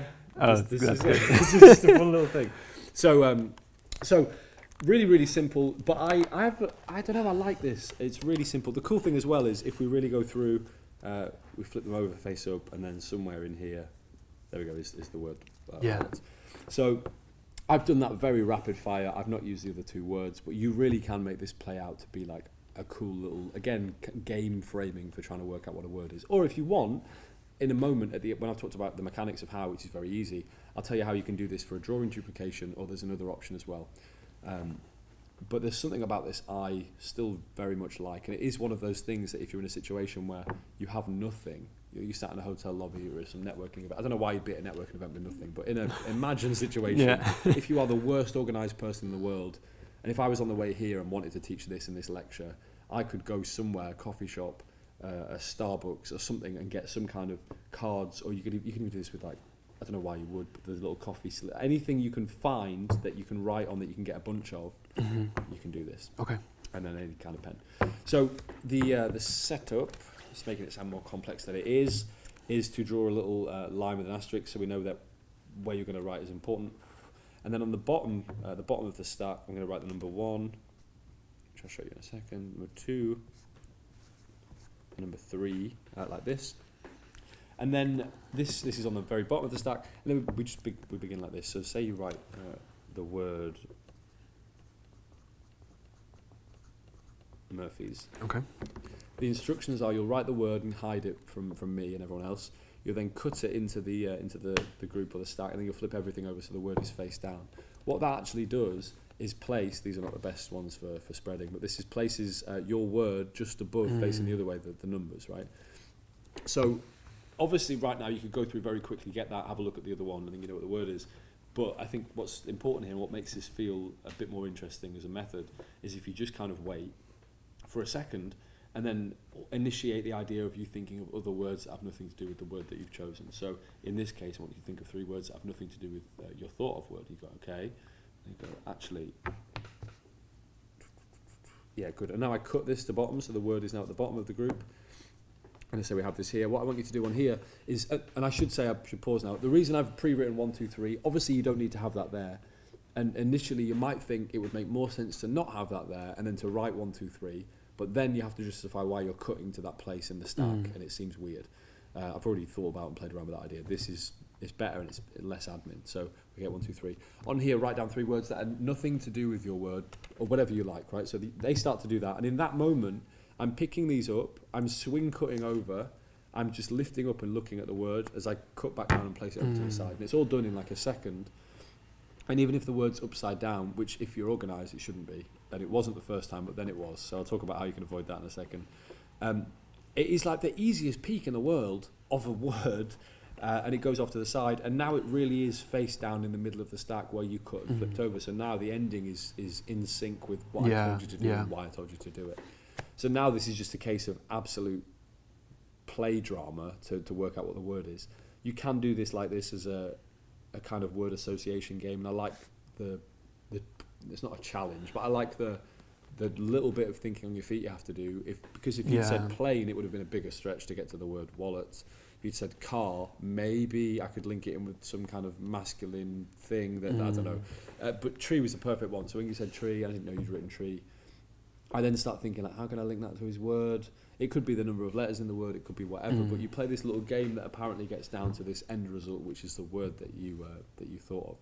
So that's one way to frame it, which I think is kind of interesting. Again, it feels different from just straight mind reading, and it feels more like deduction, and there's a lot of people that like to do that type of thing. However, though, if you're me, and I tend to shy away from this type of thing now, what I prefer to do is for a drawing, which is just an option, you don't have to, is you can do a little picture frame on the bottom of here. Very badly drawn by me, but we'll use that. And then on this side, you can have them draw a picture. You can start by doing this, have them draw a picture, or do a little stick man with a very big eye and a very little eye. Then they cut it into the stack, the group, they flip everything over. And now it's the same idea, but now going through and saying, actually, we've still got Murphy's in there, actually going through, what I'm going to have you do is imagine the picture, think about the picture, and, think about the picture, and I'm actually going to ask you to redraw it this time, but bigger, a little more clear. And actually, I'd like you to add an extra detail to this picture. So hide it again from me. And then the same thing applies. You pick this up, you swing cut over, you have a look, it goes down. And this is all done whilst they're busy doing something else, but it has to be done smoothly and efficiently, so it doesn't look like you're fumbling around. It should just be like you swing cut without looking at this. Then at that moment you look and it goes down. And there's not much more to say about it. It's a cool little thing. Yeah. It's saved myself a couple of times. It actually has a link in with last time I was here. I taught like a lie detector thing. They use the same method, but like with all of my stuff, I have the initial version of it that then gets like done and tried and tested and fails and either gets abandoned or I carry on, and then over time that becomes like other stuff you'll see in the lecture and a few other things that I've already talked about. It becomes like different versions of the same thing where maybe the method won't change, but maybe it will. But then you can find different ways to apply the same kind of technique to achieve different things. So here you can do a drawing, you can do a word, you can do a pin number. This drawing could be a pin pad with the 1, 2, 3, 4, 5, 6, 7, 8, 9. You actually I want you to imagine that you're going to take the pen but don't really write anything, just kind of hover over and think of that first number. Okay, good, and then you circle it, that would be a 3. Think of the second number. It's all about how you then reveal that information back to them, but it is essentially a very, very simple way of looking at something someone has written or drawn, which if you do any mentalism, you'll know is a worthwhile thing to know. And this is just one of those, this isn't going to be your like a set, but it's a cool thing to know for if you're in a weird situation where you on the fly want to do something. I love it. I love how you get to play here, you know? That's what I like about it, is playfulness. Because to be honest, the premise of, I'm like a firm believer, and I think it's from the people that have taught me how to do what I do, which is people I'm lucky to like spend time with and such. But they have ingrained it in my brain, which is this idea that you should really pick a thing, whether that's, for me, it's memory nowadays, or whether that's mind reading. We were talking about this earlier, right? Yeah. So you pick a thing and then you should be good at that thing. So if I'm being honest, the idea of deduction for me is very uninteresting, because I feel like, at least in England, there's lots of people that can apparently read body language or deduce things about people or tell the truth from a lie and all that stuff. They're all very interesting premises by themselves, but it feels odd for me to do this kind of this premise. But what I like about this and what draws me to this is this kind of framework that allows for like playfulness. Yeah. And this almost, like, if this was to happen and if we were in like a normal situation and you weren't a magician, you might even later on think like, why did I write, maybe I wrote the word tree without really thinking about the connection between the other word. And then it just opens other doors that are a bit more interesting than just a trick per se. It doesn't really feel like a trick, even though it very obviously is just a trick. Yeah, and it makes you, when you're performing, have to think on your feet, so it technically looks like you're doing what you're really doing. Because if you have to struggle to make the connection, they will feel it. And it'll seem real, which is good. It also is it's a very safe way of playing around with how to reveal words. Like if you wanted to do this not as a piece of deduction, but as a piece of mind reading per se, you could have a few letters of the alphabet or the whole alphabet written out, like we said with the keypad, cut in the same way to do the peak. It goes down. And now I could just say to you, so if this was like alphabet, let's imagine, save time. If this was on here and this was lots of different letters of the alphabet, and if I said to you, so think about your word, this is not about me trying to work out what word you might have written by guessing or by estimation or by even like trying to deduce what that word is. This isn't like this isn't a word association game, for example. What I'm going to have you do is to think about the letters that are in your word, and to begin by thinking about how many letters are in that word. So in your head, count the number of letters, and now already we're into a different feeling trick, but the method is the same. So it's a really simple, but I think good way of learning how to play around with simple information. But this kind of stuff is what I like about it. You know, it's kind of fun. Yeah, this is what spices up the whole entire. Yeah, and also it keeps it interesting for you to perform. Like if you'd written like brick, concrete, and bag of sugar, which isn't a word, it's like a sentence, but then I would have been like, oh, yeah, and then that's exciting for me because I'm like, well, okay, I like a challenge. This will be fun. And even if you really have to stretch that, you'll get there eventually somehow. And now I'm just waffling on about this, but I like it. It's very simple and yeah, it's a fun thing. Yeah. It does waste a lot of paper, though. That's the downside of mentalism, is we waste a lot of paper. All right, so along the same lines, in that this is a thing that if you know, you'll be able to use forever. This is a thing that I'm fond of because of two reasons. One, my favourite premise in mentalism. Let's go back to just talking. So we've done some nice card tricks. We've done something that's kind of we're not sure what it is. It's almost like a little game. This is very much about a piece of mind reading. But my favourite premise amongst that category of mind reading or mentalism is having someone draw something and then, or think about something or draw something or to choose in whatever process you have to go through, to think about a picture or to draw a picture and then to tell them what that picture is. I think it's the coolest like straight line you can choose for mind reading is like, and it's so justified because to make the picture you have to draw it, because you can't verbalize it because then you might, all of those other reasons, it makes so much sense. So and it's such a clear and easy thing to understand. What happened? Well, I drew a stick man, he didn't see it, and then he drew a stick man. Like that's so anyway. So I really like this premise. But what is very cool about all of those premises, and I've written books about that premise, and there's lots of different ways you can do that, and I've got lots of weird and interesting and then more traditional methods for that. But what this is, in similarity to what we just talked about, is a way of doing that premise, that approach to mind reading, but it's a way that uses a completely normal billfold wallet. So you could, weird that you wrote the word wallet, there we go, another connection. It's a completely normal billfold wallet. It can be any wallet. It could actually be their wallet if you want, but more importantly it can be a borrowed business card or a business card from a restaurant or a coffee shop or a loyalty card or something. It can be anything, so you can really be anywhere with this and do anything. I use it again for a drawing, not for a word, and you'll probably see why later, but I'll just show it to you and then talk about it. Let's see it.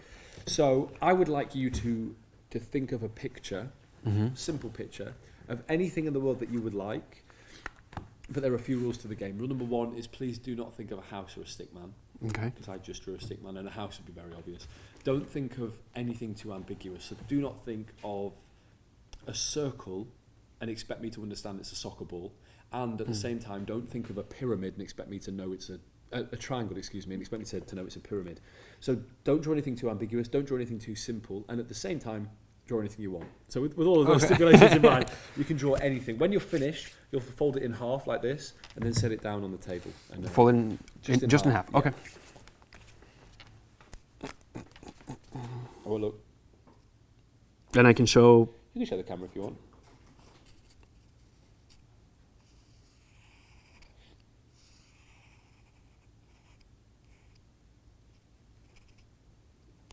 I won't look.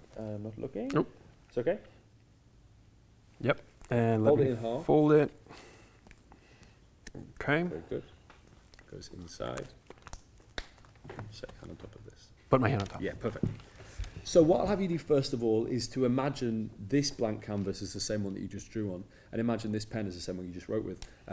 To imagine kind of simulating those same movements, the same ideas. So thinking about, first of all, whether you would draw it landscape or portrait. Don't tell me this, don't verbalise it, but just think of landscape or portrait. So this would be portrait. And then think of the first line you'd make if you were to draw it. Okay. And then the next line would be, down here. And then the next, it's like here, I think, and then there's some extra. This is all I'm getting, is something like this.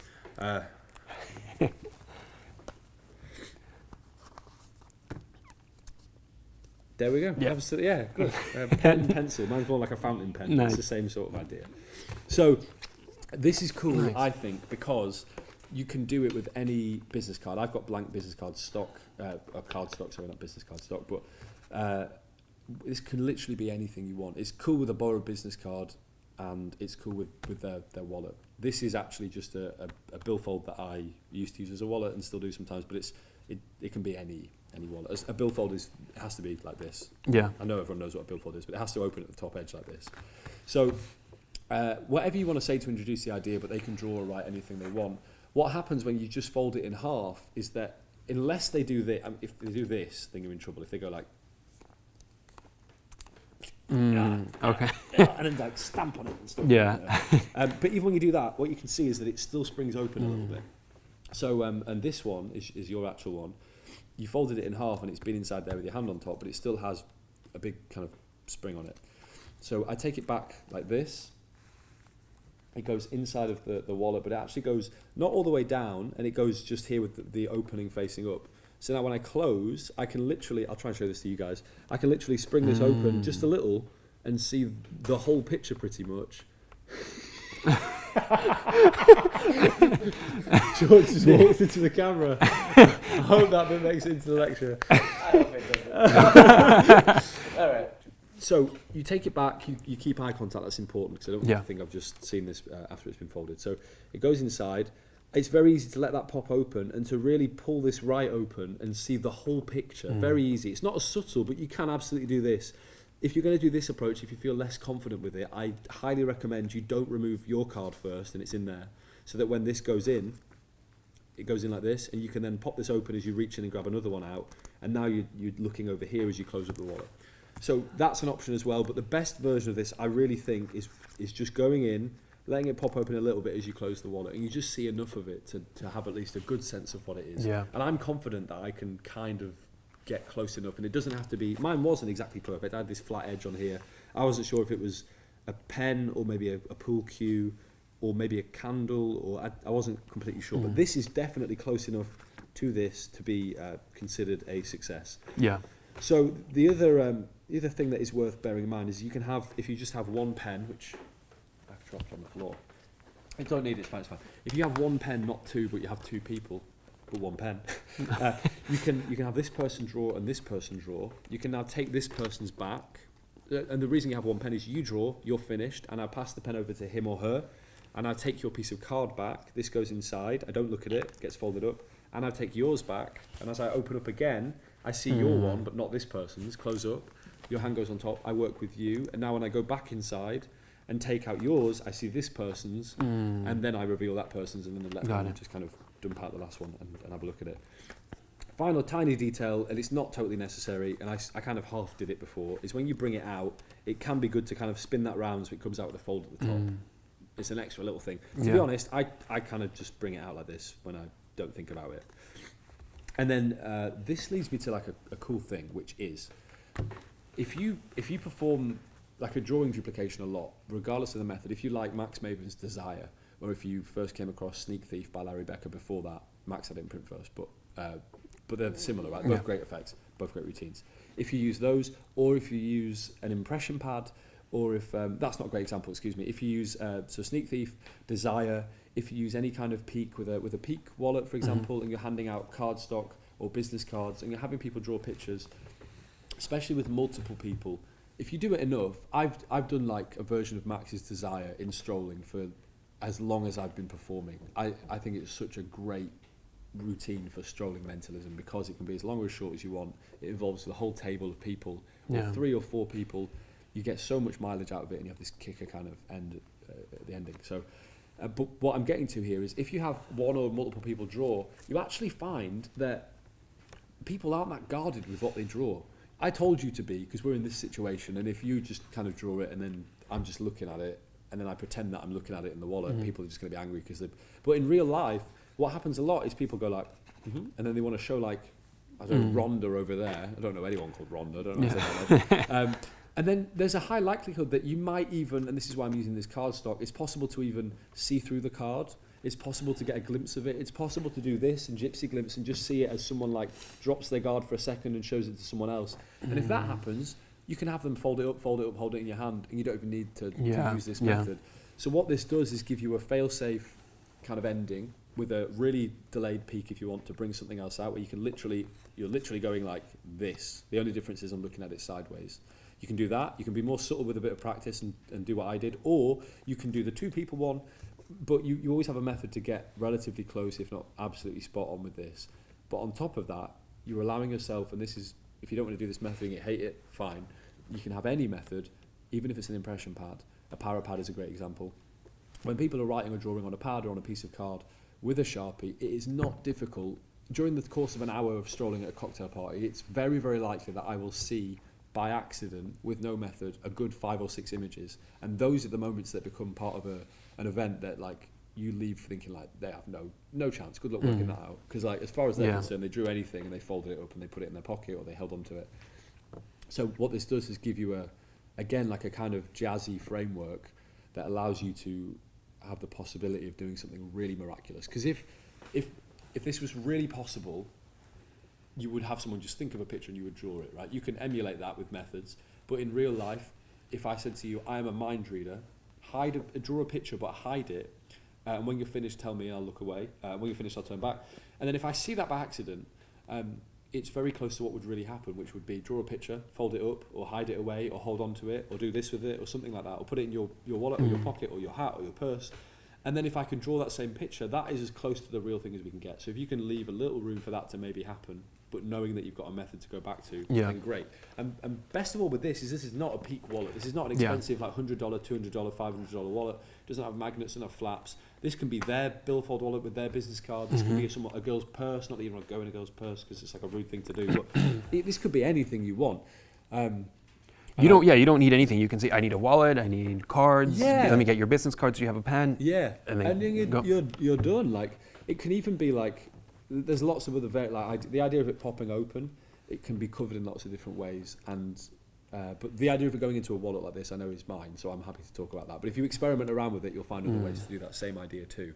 And yes, it isn't folded twice, and yes and no, that has benefits and negatives. But remember, this is not the core method you use to obtain a drawing in a professional work environment. This is something you as like a toolbox in the back of your head. And then if someone goes like. So if I show you that I have some like killer drawing duplications that I think even as magicians you would watch and go like, what on earth is happening?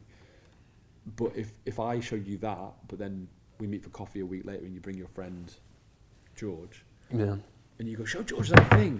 When I want to say to you, and then I'd be like, oh, okay. And if I haven't got that special thing with me, or that other thing, or I can't that day, then if I've broken my hand and I can't do something, then you can still do this. So it's a good thing to do. Yeah. It's always good to have what you normally do, have ways of doing it with no needing anything. And by accident, over the, I don't know how many years it is now, but the kind of weird fascination, the first thing I put out for drawings to magicians was a thing called Reveal, and it was a clipboard peak. And I talked about it the last time I was here, right?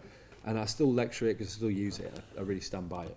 And that was the start of this weird journey that I'm still on, which is always looking at ways to find what someone has drawn or written, but I just always prefer drawings in this sense. So it's very good to have many different ways to do the same thing. So if you're in a situation where you're not prepared, you can be prepared with this, whereas if you're super, like, it just covers all bases. And the reason I use drawings is they're a lot easier to see very quickly. If it's a word, if you'd written the word wallet and folded it in half, words become difficult to read when they're like this at a weird angle and kind of popped open, because then but with an image, for some reason, it's easier to just see it quicker. Yeah, and you have the reason we're going to draw the image because you need to visualize or exactly what. So it's like there's a purpose for writing it down. Because also, as well, remember that if you think of any image in the world and you try and tell it to George, however you verbalize that, he's never going to understand it in the same way that you're seeing it in your head. So the only way you can convey that idea is to draw it onto a piece of card or paper or chalk or board or whatever. So it's totally justified. The drawing duplication is probably the most justified piece of non-real mind reading you can do. Because obviously I can do all this stuff for real, but I just pretend I can't. That was a weird joke. It's been a long day. Okay, so let's do another drawing duplication. How exciting. Okay. So along similar lines, but different, this is something I'm super fond of. I really like. It has lots of applications. And it requires a little more. This is not as on the fly as the other thing, but it could be. But I really, really stand by this. I really like it. It's based on Bob Cassidy's 2-envelope test, and he had many different methods for that. It was called the 2-envelope test, the White Dwarf, the Return of the White Dwarf. He did it as some video downloads at later times as well. This is completely different in method. If anything, it's based on things that are way older than me and any other mentalist that is around now combined. It's a very old idea, but I think it's cool, and I'm teaching it here because, as well as it being a thing you can really do, it's super easy. But what's good about how easy it is it takes something that is quite scary to do if you're new to mentalism, which is switching a piece of paper, and it makes it really accessible to everyone. So it allows you to do what the best mentalists do, which is usually or certainly used to do, and still do now, to have someone draw a word, a number, a question, a thought, an image, and then if you can get the hold of that thing secretly and then know what it is, you can then do any style of mind reading you want. So this is a way of getting some info, but I'll just show it to you. Okay. So if I was to give you this, don't open it, but just hold on to it. If you were to hold it up to the bright lights in here and all of those things, and if you were to make an estimated guess as to what may or may not be inside, what would you say? Cards. It feels like a few cards. Okay, good. Okay, good. So that's a very good guess. I'll show you actually, and I'll show the camera as well. You can kind of see it's actually a smaller envelope, and there's another card there as well. So you were absolutely spot on. You're more accurate than you realise at this moment. This is for me.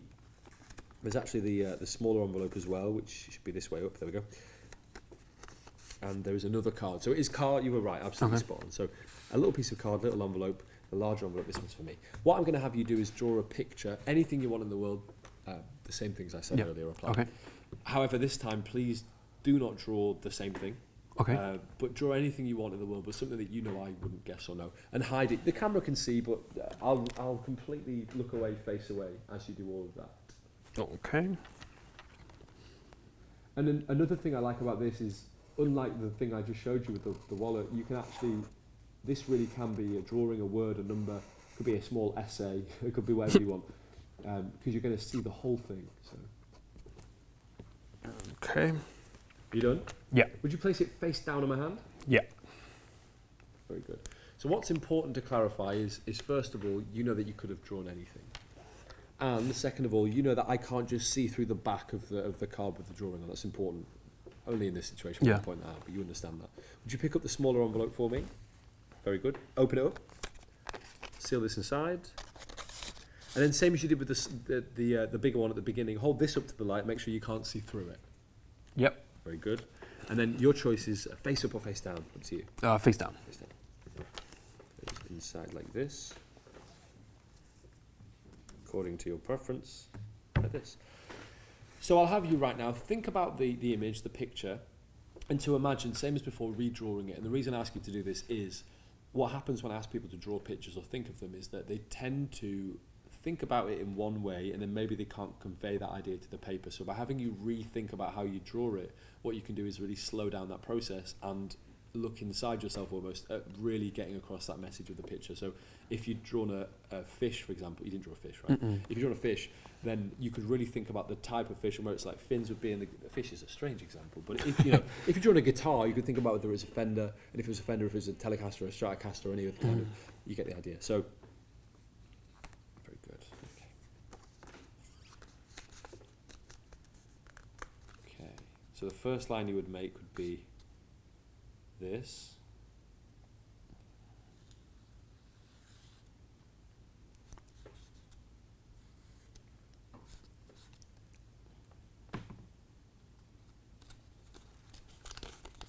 Okay, very good. Okay. Hold on to this at your fingertips. This is the idea I get from you initially. Okay. We'll see in a moment if it's accurate or not. And be honest as well, like just so that they know. Normally, if it was just you and me, this wouldn't be necessary. But they need to know that it didn't just say on the little piece of paper, "Do me a favour, draw a guitar." You could have drawn anything in the world. You really could have. And actually, what I think you did is you thought about drawing something else, and then you kind of switched at the last second and went with whatever's inside the envelope. So, in fact, tell us, what did you draw? A watch. A watch. So important now, is digital watch or analog watch?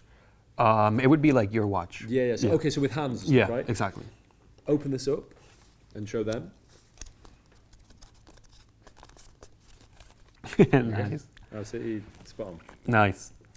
So this is so easy, and also like if I was more in performance mode, they don't actually match, but I would probably say, look, and even the times are exactly the same. They're not, but I would just try and blag that. So yeah, this is super easy, but you could achieve this by having someone draw or write, folding it up, and then switching that for a dummy, and then opening or reading or openly reading this one, and then switching back. But that's a lot of effort, there's a lot of work, and it's fine, and if you're very good at that, which some people are, that's great. But the truth is it takes years to get that stuff to look like it should, and then to do it with confidence is a whole other thing. So this breaks down that into a switch that is so easy that literally a monkey could do it. My little brother can do this. So it's super easy, but you also see the whole image, and at the end you're cleaned up in a way that, if you want, you can give them everything. So what you need is a piece of card like this one inside of this envelope. You just need another one. Okay. Just here. This is a blank one. This will be the, I don't know why I grabbed one from over there. There's one under here. So you actually have, it's under the flap of this envelope. So this is so that these two things stay together inside of the envelope, which will make a bit more sense in a sec. I don't have any more of these. I ran out, but this is the last one. Okay. So imagine that doesn't have an image on. Imagine it's not folded. And this is better as an index card, to be honest. I just grabbed a stack of these cut ones. I think they are from index card stock. But so this goes inside. So I can give this to you, and the reason for that, this is again from Bob and from other people. Richard Bush has some ideas with this, but I've always known it to be part of Bob's 2-envelope test. The idea that I ask you to not look inside, but to take it and to see if you can guess what's inside. This is just a way of having you look at this envelope, but in a way that isn't like, please examine this envelope. So you do this, you have a look at it. They have a guess. They always say a piece of paper or something. So now what I can do is actually do this, and because the dummy billet is underneath the flap, those two things stay together. So what you actually see is an envelope and a larger piece of card, and you don't see the dummy, which will obviously just normally go to you here. So this is set down. I'll do it that way so it's a little less confusing. And now what happens is I steal this out together under this envelope. So I bring out, if you remember, I duck underneath for a second, I steal this dummy one, and then I flip over and say that should be face up.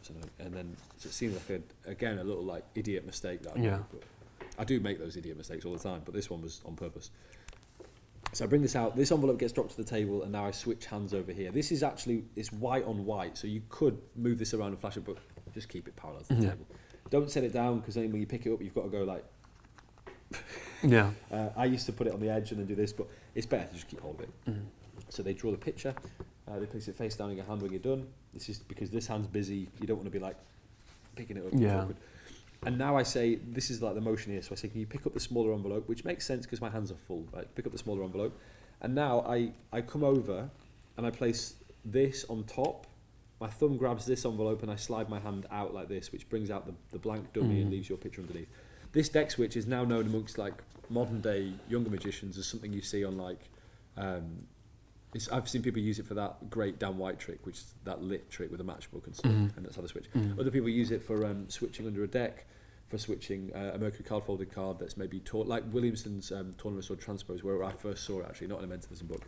But I've since found out that there is I think it's George Sands, but I hope I'm saying that right. But the name of the book is definitely It Must Be Mind Reading, and I believe it's in there that there is a switch with a cigarette packet under a box of cigarettes, or it might have been matches, but this idea of switching in and out something is very old. It's in the stuff that is in Corinda, that's in the Jinx, but it goes back way before that to like Anna Eva Faye, I believe, but there's also, it's no way of exactly pinpointing where that came from, but this simplifies it and also kind of modernises it.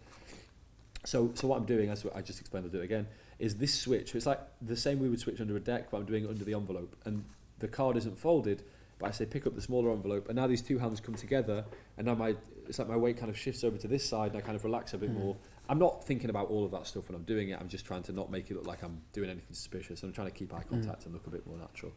Now I give him a blank card, and I say, please seal it inside. If you're really nervous, you can say, open up the envelope. I used to do this, open up the envelope and slide it in, if you're worried about them turning it over.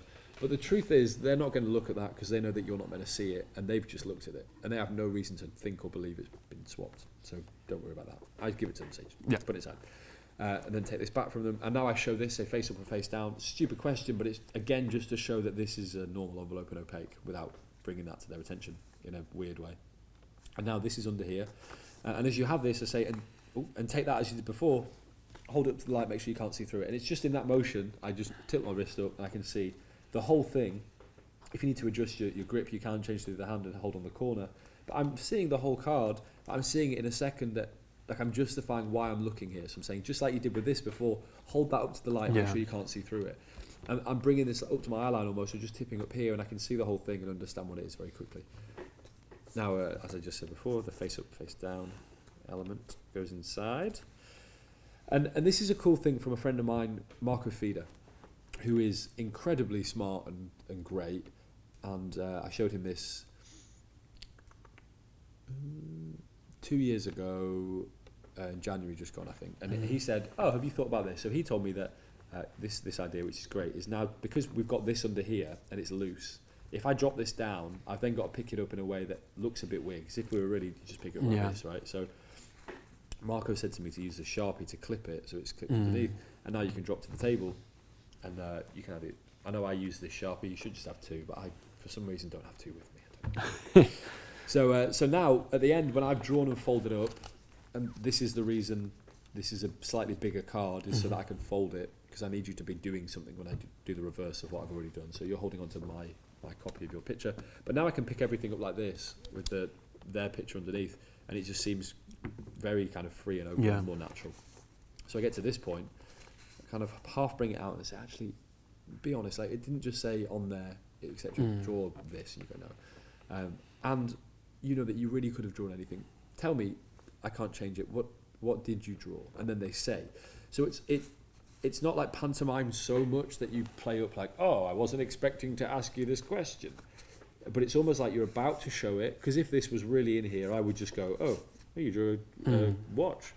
But I can't do that because we're doing sneaky stuff. So instead I have to kind of pause here and go, okay, so tell me, what did you draw? And then you say a watch. Okay, analog or digital. Open mine up. And it's in that moment of telling you what to do here. I come back, I pull this out of the envelope, these two hands come together, I do the reverse of what I already did. Here's a really important thing you have to do. You have to look at their picture, because I've apparently not seen this yet. You can't switch back and then go, bam, yeah, I got it, that's right, woo.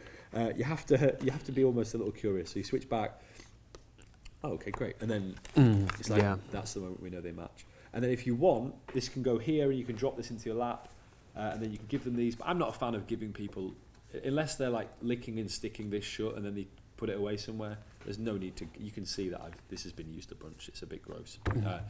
But that's how you clean up, is just to get rid of that. So there is a version of this that is like completely better than this version. This is something I was really happy with. And as I said, it came from Bob's, and Bob's is very different. So, but I like this and I use it a lot. I think it's very cool. And I like the choreography to make everything work with it. Choreography of it. And it just kind of flows, and it's super easy, which, as you get already, and from the other lecture I've done here, it's all got to be easy, because then it's like it's like mellow to perform, and you can enjoy it rather than being stressed. You're not having to like, ooh, there's a picture. So there's a version of this that Luke came out with whilst I was sat with him. So I'd shown him this already, and then we're on camera. We're filming some, like, it was like a workshop type thing, and he went, "Have you thought about this?" And I went like, "Oh." So This is all thanks to Luke, but my God, it's good. So let me show it to you. Okay. I'll do it with smaller cards, but I would recommend you do it with an index card. But I've run out of index cards. I'm all out of stock with what I brought in my luggage. So Okay. So you have just the 2 envelopes, same as before, 1 marker pen and 1 index card up with it in this case. And then you have another one that will be the dummy, but you want to fold it like this. And then you want to tear it. So the fold is so that the tear is straight. Okay. But so it's still a tear, not a cut. That's important. This half you can get rid of. So now, this becomes the dummy under here. This sits on here. This goes inside of here. So now what happens is you have them look at the envelope in the same way. You show them what's inside, which would look more like this if it was 2 different size cards. Yeah. But you understand. So I take this out, leave everything else in. Then you fold this. This is in performance now. This is not preparation. So. Yeah. Okay. And so everyone can understand exactly how brilliant this is from Luke, I will write my name on here, so that'll make sense in a while. So you fold it in half. You then tear. And you say, so this is for you. This goes off to the side.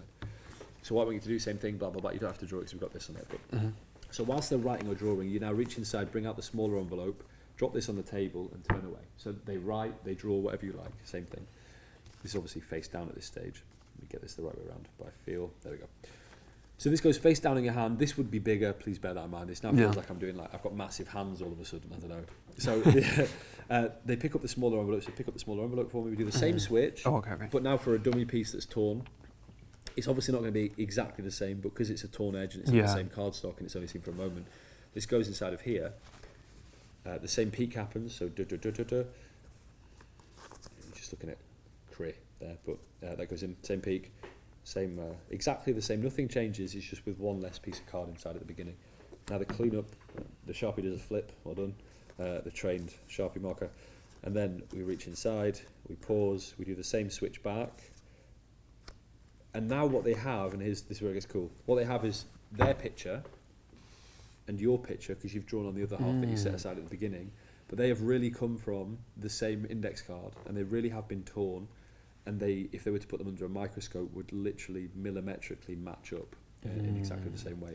And then what this does is by them, they're probably, I don't know if they'll keep this or not, I don't know if we all think that like when we give them here's a souvenir for you, they're probably just thinking like, thanks.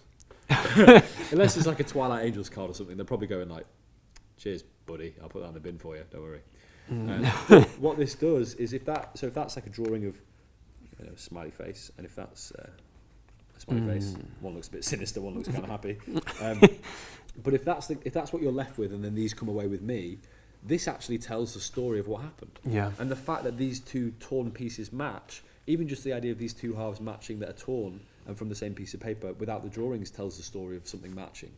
And then the two pictures matching kind of further sell that point. So it's kind of, I don't know if most people would even register that, but I think this is super.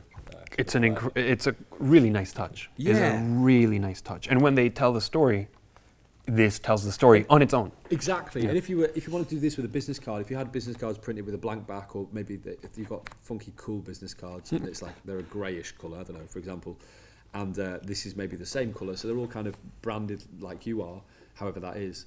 But if on the back they're left without any other printing, you can do the same thing, but then they're left with your business card, but in a way that tells a story and isn't just here's my business card. And I know we always like talking about that stuff, but I really think this takes it to a whole other place. And I wish that I had thought of that. Well, you can use it. But thank you, Luke, for that. It's really great. I'll keep this. Yeah. So, excuse me, I'm going to... I'm not on my phone, I've got notes on here, and I want to really clear up, because credits are important, and as much as I can, I like to read a lot, and I love magic, I love mentalism, and it's really important that we make sure we reference and mention the right people that inspire other things. So after going back and checking, even though I said a completely different name, relatively different name, I will clear up a few things. It was George Armstrong with the book It Must Be Mind Reading that has the switch in, and then obviously I've already mentioned Bob Cassidy, and then Luke already, and then Marco for the pen idea. So those are where this has all come from, drawn from many places, and then kind of done and smoothed out, but that's important. So don't forget to read books and stuff. And credit people.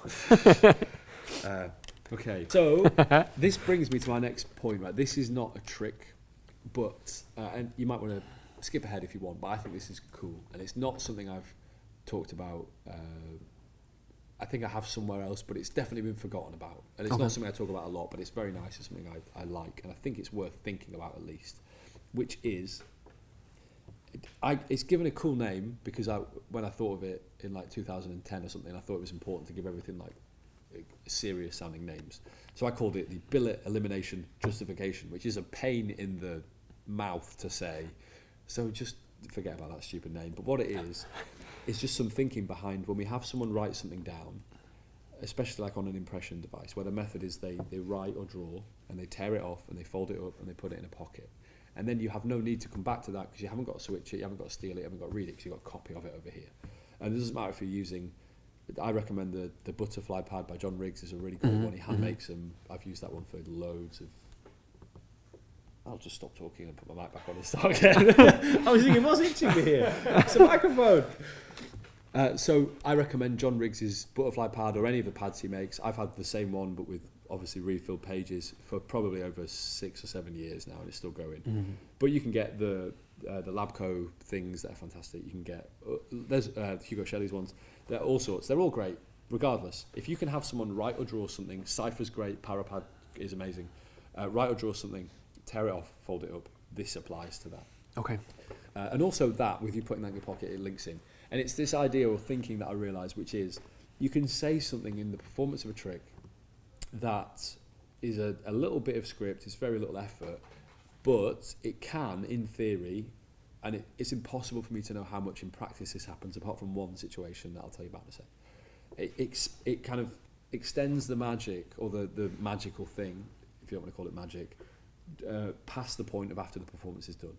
Okay. So if I say to you, and I don't have one with me today, but if I say to you, think of the name of someone that you knew when you were younger, and then print it down on here, tear it out, fold it up, put it in your pocket. What most of us do at that point is just to go, cool, now think about the name, and then we tell them what it is. That's perfectly fine. But if you like, you can at this stage, and I think you should at least think about saying the following. So I would say, okay, great, place it away in the pocket so I can't see. The piece of paper, we probably won't need it again. I will try and guess the name, and if I get it right, then there's no use for it, other than you can keep it as a weird souvenir of what's about to hopefully happen. And then maybe later on at some point, you'll forget it's in your jeans pocket, you'll get home, you'll maybe wash your jeans, or not, I don't know. You'll pull it out of your pocket, and then you'll open it up and you'll see the name, and it'll bring a little smile to your face because you'll remember that person, maybe someone you haven't thought about in a little while.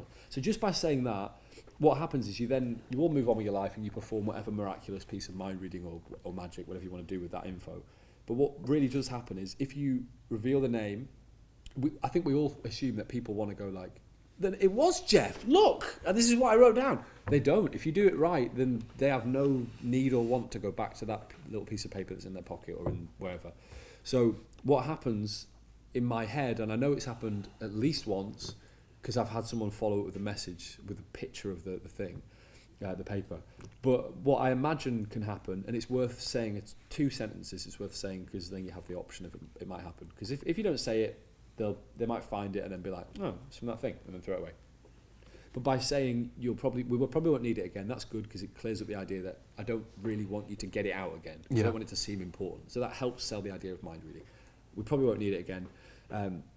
But what might happen is you'll probably forget it's in your pocket, and then at some point at a later date you'll find it. You'll find it in your jeans or in your wallet, wherever you put it, and you'll bring it out, and maybe you'll open it and you'll see that name again, and it'll bring a smile to your face because you'll remember that person. And usually I'll say this if I'm asking someone to think about the name of a friend that they knew when they were in school or when they were younger. So it is someone they haven't thought about in a while. So what I imagine happens if you say this, and what you open the possibilities for is, I'll take a long time to say this, but I want to say it very clearly. Yeah. Is that they will be amazed by whatever you do, and if you do that right, they won't want to reach to their pocket. Then you'll do some other stuff, or not, and you'll part ways. And if in most situations you don't know that person because you're not mates, and like you go home and you get on the plane or train or in the car, or if you're crazy, you walk home, and they go home back to their lives, and you go back to your separate lives. And then what I imagine might happen is they literally forget that that's in there. they find it maybe the next morning, maybe when they're like emptying their pockets before they put the washing in the washing machine, or maybe on the train or on the car or in the Uber home or whatever. They find that by accident, and then they go like, oh. So this does two things now. It brings them back to thinking about you. They did something amazing. So if you've done your job right, they'll go like, oh my God, I can't believe he... And then you'll open this up, and then maybe that's the moment where they'll show it and go, this really was the name I was thinking of, or the name I wrote down. But then it also really might make them remember that person. And if that happens, then you've extended what is just a trick to be like something that's way more interesting, I think, which is like trying to extend the thing that you've done. Hours, days, possibly, if they never wash their clothes, weeks past what it is that you've shown them. So that's taken me a long time to say. But I think that's an interesting thing to think about. And we're so concerned with like, how do we get hold of the thing? You know, how do we steal the card? How do we load the card on? How do we switch the bit of paper? How do we get the impression? How do we get the peak? But and it's not always applicable, but if we can think about how to extend it in different ways, that's they're building my jet plane outside. If we can think about those ideas in some situations, it's not always appropriate, but it can open up different. Yeah, this is really good because you are telling them how to react. Yeah, I'm like when they reach back in their pocket, you're telling them this is what I want, and it's not about you, which I like. Right? Yeah. It's not like think how great it was or I was able to. It's about when you think of that person's gonna bring a smile to your face.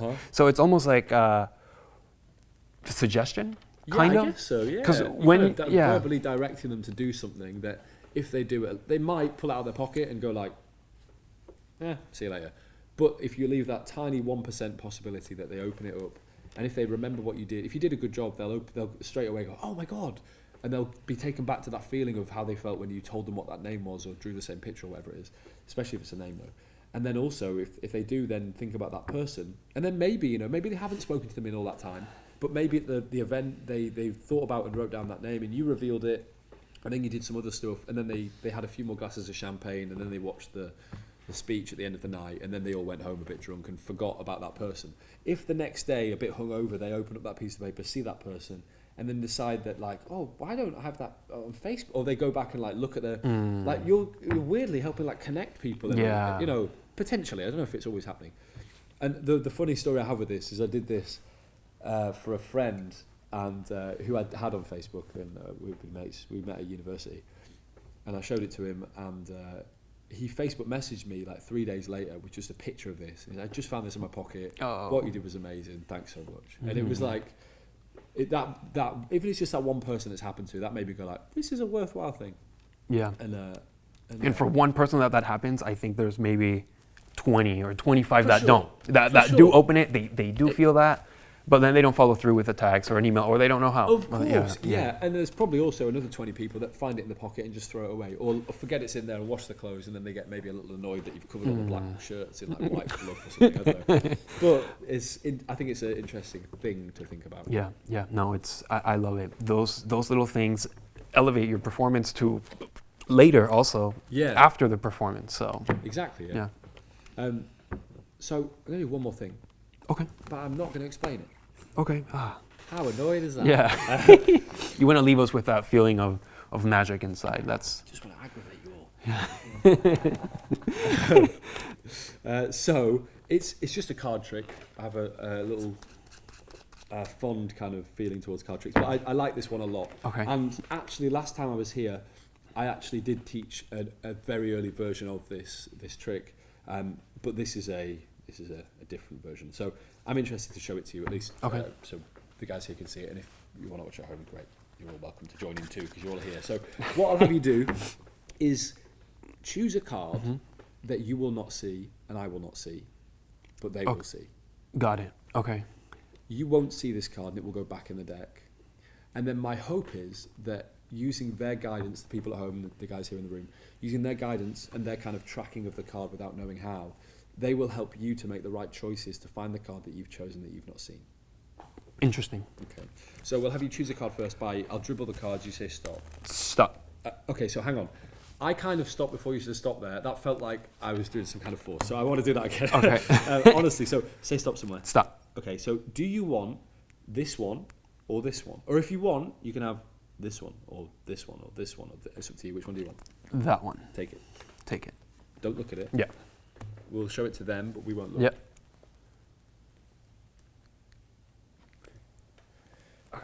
So now we'll slide it This back is interesting. like this. Okay. And observantly, you'll notice that this is not a deck marked for pseudo. This is just a deck of cards. Right? Good. They're not marked. I don't know why I had to say that, but it felt important. Anyway. So at the moment, we kind of know where that card is because we saw where I put it back in, and if with the cameras especially, you could kind of pause and estimate that it might be 16, 17 cards down. So what I'll do right now is to just shuffle just a little, but not too much, and then face down as well, like this, and then maybe like this. Very good. Okay. And I'm going to spread these out for you like this. I'm going to have you move your hand from left to right.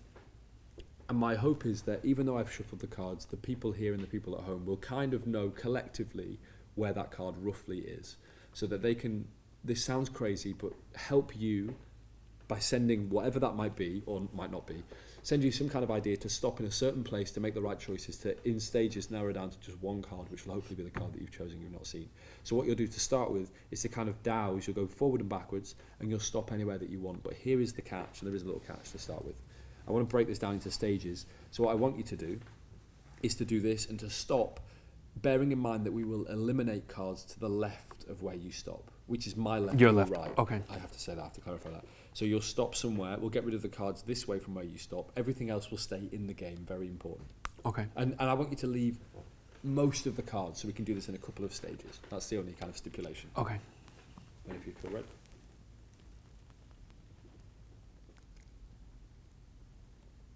Yeah, that would. Okay, good.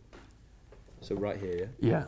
So everyone at home will know what your card is. So by proxy, they know what it's not. So this should be not the card we're looking for. We don't know. It might be. Yeah. We'll just carry on wasting our time for that. It should not be here.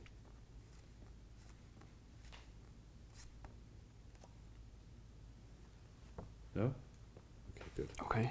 That was meant to happen, don't worry. It sounded like a question, like, no?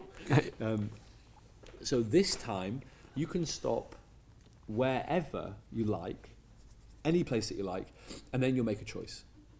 So do this, and we're not going to eliminate this, where you'll make a choice after you stop. So anywhere that you like to stop. Ideally leaving a decent, but anywhere you like. Yeah. Here. Yeah. And here's the choice. Do we get rid of these cards, or do we get rid of these cards? These. These are gone, right? Yeah. So it should not be, you should get the idea. These are all gone, all of them. Yeah. Sure? Yeah. Okay.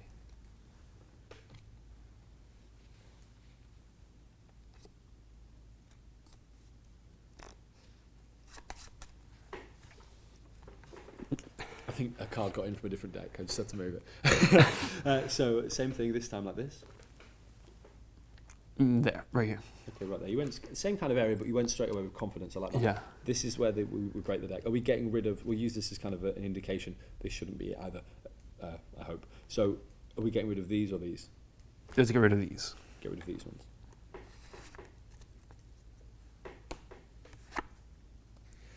Okay. So it's a little more interesting when we get down to just a few. Same thing again this time, but really consider every single option. And what I want you to do sounds a little strange. Forget about them now. Just do this, and try and get like a feel for one location rather than just kind of stopping somewhere random.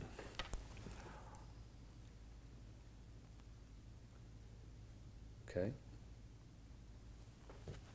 Is this the one you want, or do you want to get rid of these, or do you want to get rid of these? It's up to you. Let's get rid of these. Get rid of these this way, right? Yeah. Okay.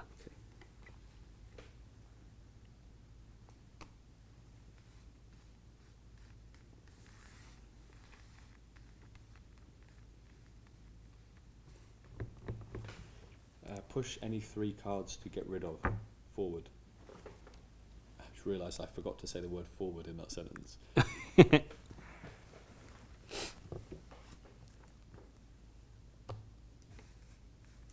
Push forward any 1 card to eliminate.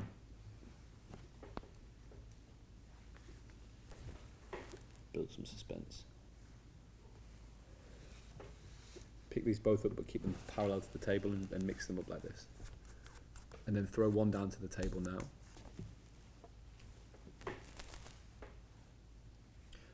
show them that this is the last card you're getting rid of, but show them that this should not be the card we're looking for. We don't know what it is, but I can see it too, right? yeah, we can see it. It shouldn't be the 2 of cards we're looking for. What was the card we were looking for? Jack of Hearts. Nice. That's really good. That's incredible. Thanks, man. I'll tell you guys how to do it, just not them. Maybe we put that now. So yeah, this if you've seen the first lecture I did here, this is a further version of the drop card trick that I taught in the first lecture. But it's got so many, like with pseudo, it's got so many extra convincers and extra layers to it, and a completely different method that allows you to do what you've just seen. And the presentation's fun and stuff, but if you want, you can just do this as a killer card trick. But I won't teach it today. Maybe one day I will be back and we can talk about this. But I'm all out. I'm done. This is great. I had an incredible time. There's so much that we learned, not only from the tricks, but also all the little subtleties that you put inside of every single trick. Your wording, your pausing, relaxing.